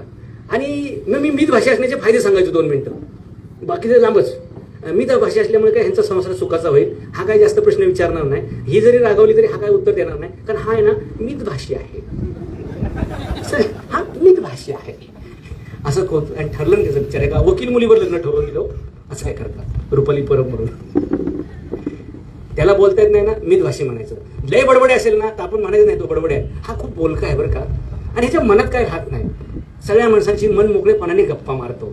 आपण त्याच्या होणाऱ्या बायकोसमोर कसं म्हणायचं की हा फक्त बडबडे आहे, हो याचं काय ऐकतं. आपण काय हा बोलका आहे. तसं मी तुमच्याकडून वेळ वाढवून घेण्यासाठी म्हटलं. 5 मिनिटात आपण हा किस्सा संपून. आणि तुम्हाला काही प्रश्न असेल तर टाइम मॅनेजमेंट का, टाइम मॅनेजमेंटमध्ये तुम्ही प्रश्न विचारा. नाही तर तुमचा असा समज व्हायचा की वक्त्याचा अभ्यास काय नाही म्हणून त्यांनी इकडे तिकडे सांगितलं. काय नाही, 12 वाजता उठवलं तरी मी कुठल्याही विषयावर बोलीन, कारण 20 वर्ष झालं तेवढाच अभ्यास करतोय. अगदी कुठल्याही विषयावर, अमेरिकेपासून ते जपानपर्यंत कुठलाही विषय तुम्ही सांगा, स्ट्रेस मॅनेजमेंट पासून ते सगळं. आणि तणावाचं कारण पण हेच बरं का, वेळेचं व्यवस्थापन चुकलं की तणाव निर्माण होतो, तणाव निर्माण झाला की काम खराब होतं, काम खराब झालं की साहेब आपल्यावर रागावतो, साहेब रागावले घरी जाऊन आपण सगळा राग काढायला हक्काचं एकच माणूस आणले त्याच्यावर राग काढतो. काय की नाही? तुम्हाला अनुभव असेल ना, तुमची काहीही चूक नसताना हे येतंय आणि डायरेक्ट फायरिंगच सुरू करते, कारण ह्याला साहेबांनी झापलेलं असते, हे घरी येऊन झापते. बरं तुम्ही संध्याकाळी त्याच्यात मग त्या झापाझापीला उत्तर दिले तुम्ही, मग तुम्ही एकच शब्द त्याला बोलले की नाही, मला आज अक्कल नव्हती रे, कशी रे तुला हो म्हणली असेल, जर मी नकार दिला असताना तर आज त्या अंबानीचं पोरग अजून अविवाहित आहे, इथं तरी माझं स्थळ झालं असतं रे, तुला हो म्हणून माझं वाटलं झालं. हा लगेच ग की आपलं उघडं पडायला लागले पितळ, आपलं ग बसा, जास्त बोलायला नको. पण हे रागात झोपणार बरं का, हा माझं बाबरू काढली बरं, एकांतात बोलली बरं का. आणि लक्षात घ्या, माणूस कोणताही अपमान विसरू शकतो, पण जर बायको बोलली, आणि बऱ्याचशा बायका तर एवढ्या ट्रेन आहेत खाजगीत बोलतच नाहीत, 4 चौघात नवऱ्याला बोलणार, तुम्ही का बसावं मला काय कळतं. आमचा एक मित्र हुशार आहे, तो असा कुठे 4 चौघात गेला ना अजिबात काय बोलत नाही, मौन ओढत म्हणतो आज काय बोलले नाही, कारण ही बुलकी आहे, काही विषयाला की पटकन बोलते, ह्यांना काय कळतंय. आणि ह्यांना काय कळतं म्हणजे तुझ्याशी लग्न केलं एवढं कळलं भरपूर झालं की अजून काय पाहिजे. तर काही ठिकाणी गप बसणे आपण फायदा आहे बरं का. लोक मंदिरात जातात, मशिदीत जातात, चर्चमध्ये जातात, गुरुद्वाऱ्यामध्ये जातात, एकच कारण आहे, तिथं कोणीच बोलत नाही. ज्याची बायको मुकी त्याचा संसार सुखी, जिचा नवरा बाहेरा तिथंच संसार पुरा.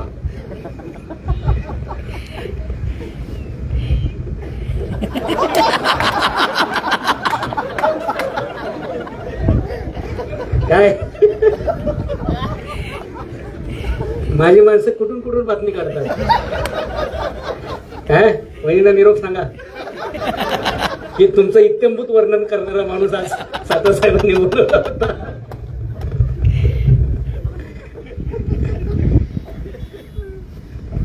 मला फक्त नंदा लागले साहेब. या साधू साहेब या. साधूच आहेत ना? कोणाचेच? ज्यांची असतील त्यांनी आपली ओळख. आम्ही कार्यक्रमाला जातो अक्षर सांगावं लागतं. आपापली मुलं आपापल्या मांडीवर बसवा, त्यांनाही गप करा आणि तुमचंही तोंड पण ठेवा. कार्यक्रमाला यायचं व्याख्यान साहेब लोकांनी 1000 रुपये दिलेले असतात. 2-4 हजार लोक वेळ काढून आलेले असतात. ही कुरकुरे आणती, चॉकलेट आणती, ते पोरग फराफरा त्याचा आवाज करत असते. अरे 10 रुपयाचे तुझे कुरकुरे, तू कशाला मध्ये सारखं ते पोरग गप असते, ते वाजवत असते बरं का. कुरकुर कुरकुर कुरकुर कुरकुर. भाई उपकार करा या 2000 लोकांवर, तुम्ही लेकराला घेऊन जा आणि तुमचं टेन्शन इथं आणू नका.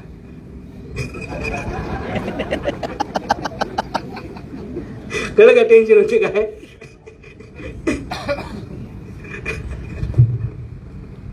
किती 10? कारण आपली निशाणी आहे 10 वाजून 10. हे आपलं टाइम लिमिट बरं का. म्हणजे तुमच्या प्रोटोकॉलमध्ये मी बसलो पाहिजे. आणि घड्याळाचं आमचं जवळचं नाते साहेब, जरी मी घड्याळ घालत नसलो तरी. आपण कुठे थांबलो होतो बघा. अजून डोक्यातून सीतेचं स्वयंवर गेलेलं नाही.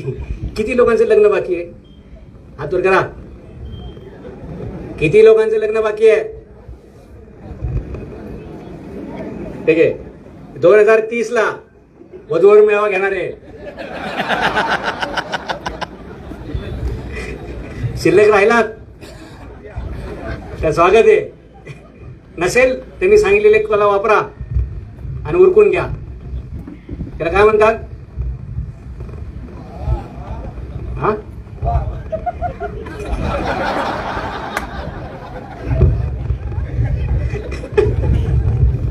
अहो, हा फॉर्म्युला वापरला. आठवड्यातच सातो साहेबांना पत्रिका की साहेब सोमेश्वरच्या मंदिरात शॉर्टकट का व्हायला ठरलेलं आहे, ही पत्रिका यावं लागते. काय फक्त वा म्हणायचं. दिसलं माणूस वा म्हणायचं. आमच्या एका मित्राला इंग्लिश येत नव्हतं. क्लासला गेला, पहिल्या दिवशी जुजबी त्याला शिकवलं. येस नो थँक्यू म्हणायचं. नेमकं ते एसटीनं परत येताना, बसनी परत येताना एका बाईचं पाकिट हरवलेलं आणि ती विचारायला लागली. आणि ती फॉरेनची होती. काय की I have lost my pocket valet, have got it. त्याला 3 शब्द शिकवले होते, येस नो थँक्यू. ते पटकन म्हणले yes yes yes yes yes yes yes yes yes yes. ती प्रॅक्टिस करत होतं. ती म्हणजे मग give it back to me. No no no no no no no no no no. आता ती बोलणारी गुरी पाम नव्हती, सुंदर होती, तरी एकदम नो म्हणल्यावर गप्प बस की तू. No no no I know no no no. No दिली एक मुस्करात ठेवून थँक्यू थँक्यू.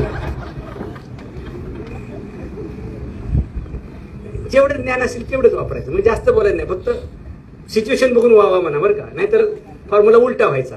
हा ती बिचारी अडकळून पडली आणि ती म्हणली वा वा वा वा वा वा वा वा. ती जे रागाने उठल, डायरेक्ट मिसाईल सारखी वरील नागाचा फण काढून, जी जॅकी चेन पण मारणार नाही एवढ्या जोराचा फटका बसल आहे की नाही. परिस्थिती बघून वा म्हणायचं. आलं लक्षात. ते आमच्या एका मित्रांनी साहेब असाच कोर्स केला फोटोग्राफरचा. आणि त्याला शिकवलं की फोटो काढताना काय करायचं असतं की सगळ्यांना असं जवळ बोलवायचं, एकत्र उभे राहा, छान, ओके ओके, हां, स्माईल, असं एकत्र करायचं आणि मग फोटो काढायचा. आणि नेमकं त्याचा कोर्स पूर्ण झाल्यावर पहिलीच एक त्याला ऑर्डर आली. एका आमदाराची आई वारली होती.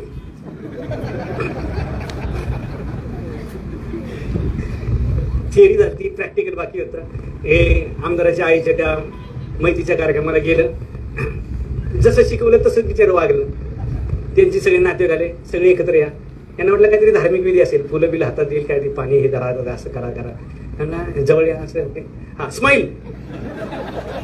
स्माईल म्हणलं. त्या आमदारांनी असं बघितलं. ह्याला काही कळलं नाही. ह्याला वाटलं काहीतरी मागे कोणतरी असेल, कार्यकर्ता काय चुकला असेल वगैरे. ते स्माईल म्हणला. परत एक फोटोज घ्यायचं ठरलं. परत तो म्हणला सगळे जवळ या, स्माईल. जे साहेब मागे वळले, जे ह्याच्या कानफाडात एक वडली. मूर्खा, तुला कळतंय का कुठं स्माईल म्हणतो तू? काय चाललंय? तो म्हणला थँक्यू. सिच्युएशन बघून वागायला शिकलं पाहिजे. टाइम मॅनेजमेंट हेच आहे. वेळ चुकली, प्रसंग चुकला, आयुष्य चुकू शकतं. काही लोक घाईघाईत ट्रेन पकडायला जातात, आयुष्य संपून जातं. काही लोक घाईघाईनं प्रवास करायला जातात, आयुष्य संपून जातं. काही लोक पटकन प्रमोशन मागायला जातात, संपून जातात. मागणाराला तेवढंच मिळेल जेवढं तो मागेल. मागणाराला तेवढंच मिळेल जेवढं तो मागेल.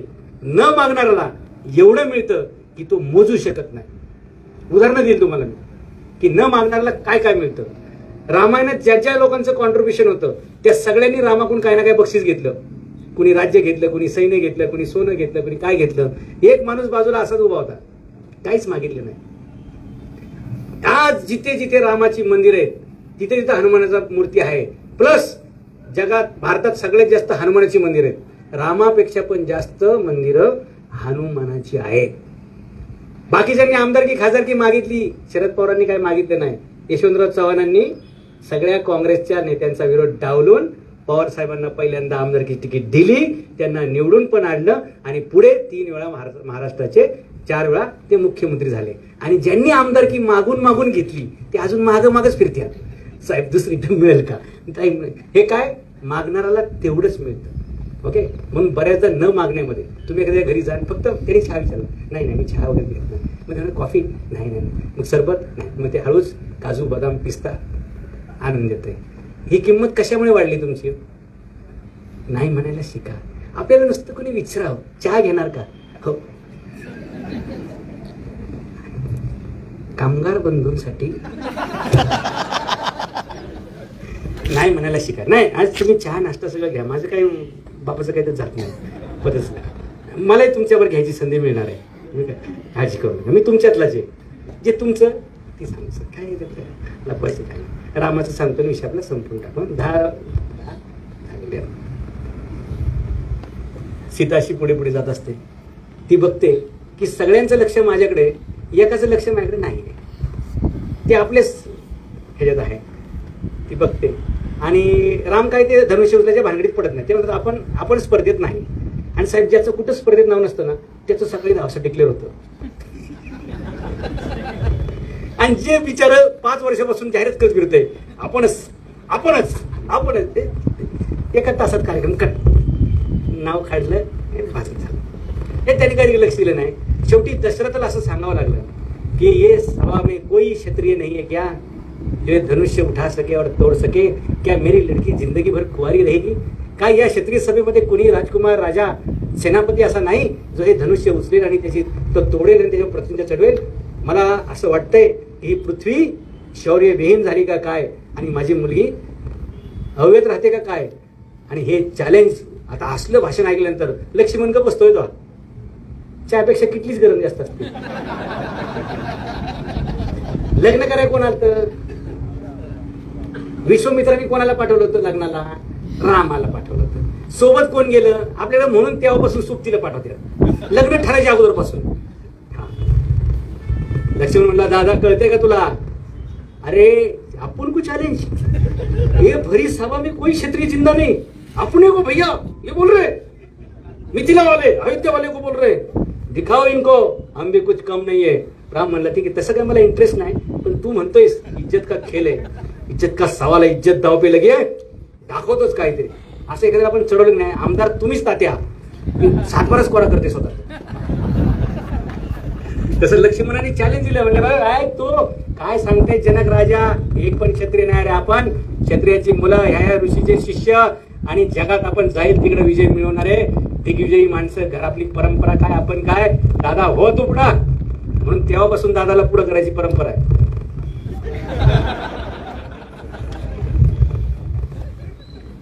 दादा हो तू पुढं. राम गेले म्हणले मी तुझा आग्रह म्हणून जातो बरं का, मला काही इंटरेस्ट नाही. गुरुनी पाठवलं तू आग्रह केला म्हणून मी तर फक्त बघायला आलो बरं का, मला काही ते इंटरेस्ट नव्हता.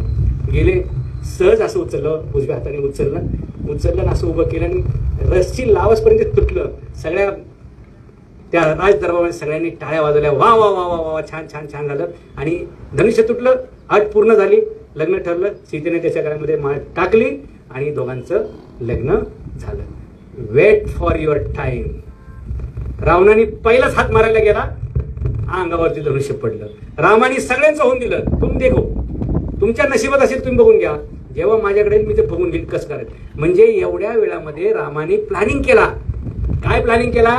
हे उचलताना कसे चुकतायत, हे कसे पडतायत. धनुष्य तेच होतं ना, काय त्यात काय पावर लावली होती का, त्याला मॅग्नेट होतं का, काय नाही.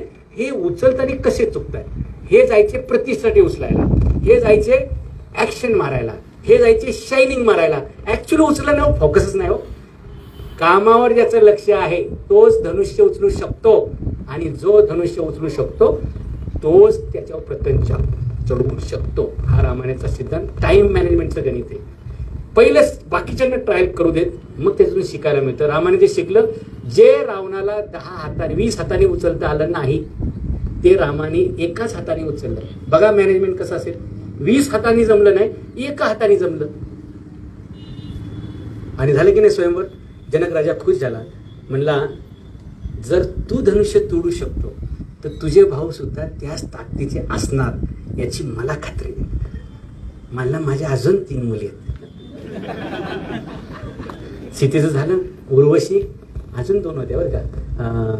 काय रे पुरीनं नाव सीतेच्या बहिणींची? 3 नावं काय सीतेच्या बहिणीची? एक उर्मिला, मार्तोंडकर नाही, तिची काही गॅरंटी नाही.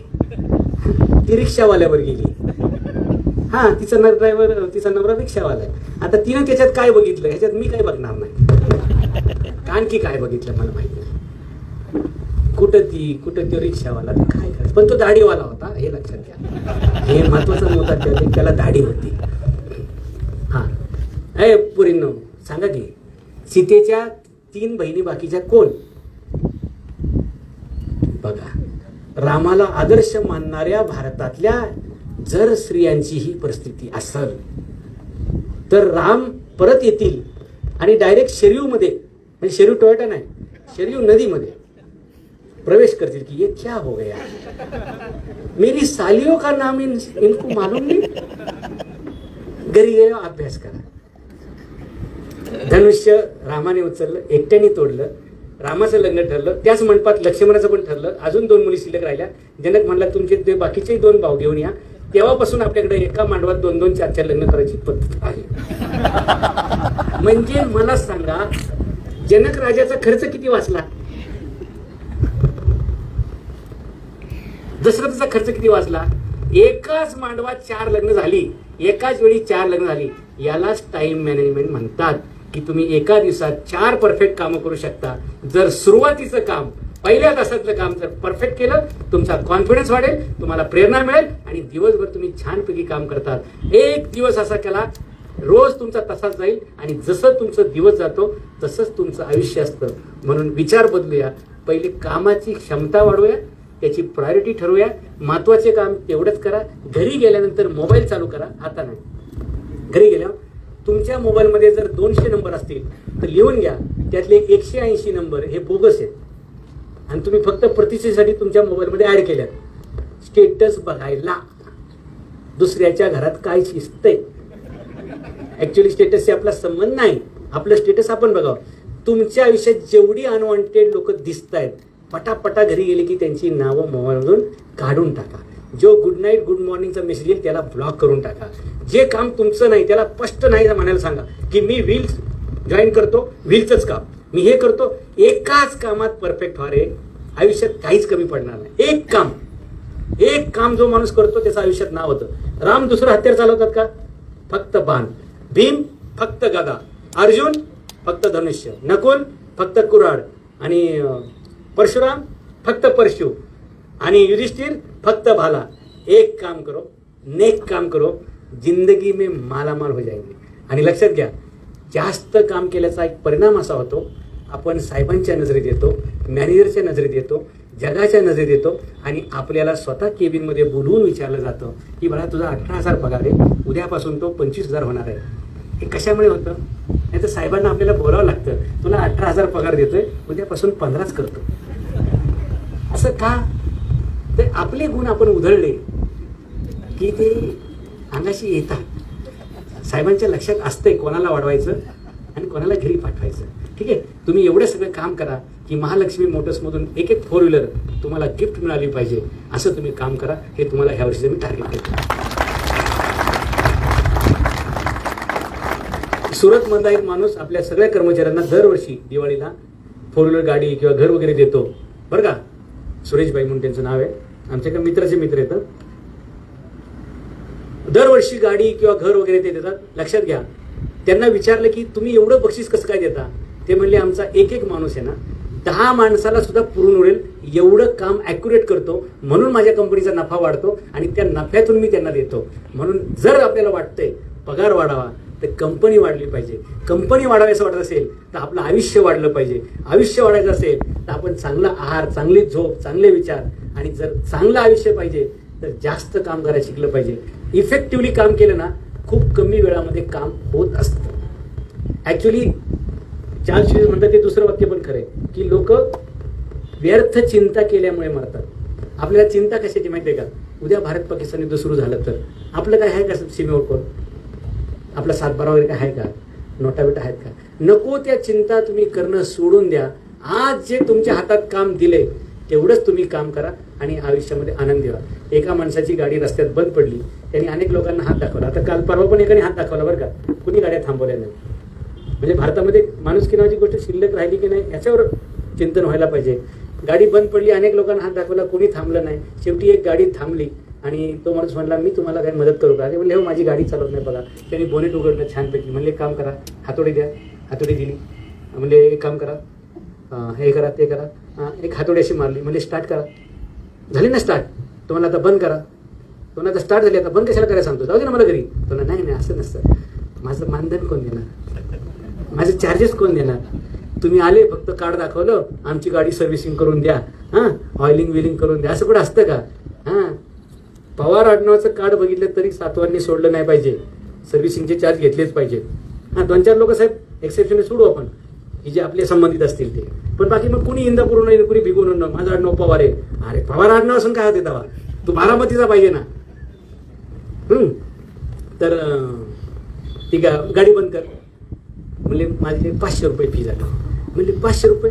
एकच हातोडा मारला 500 रुपये म्हणतोस? अरे काय असं लुटतोस का काय लोकांना रस्त्यातच?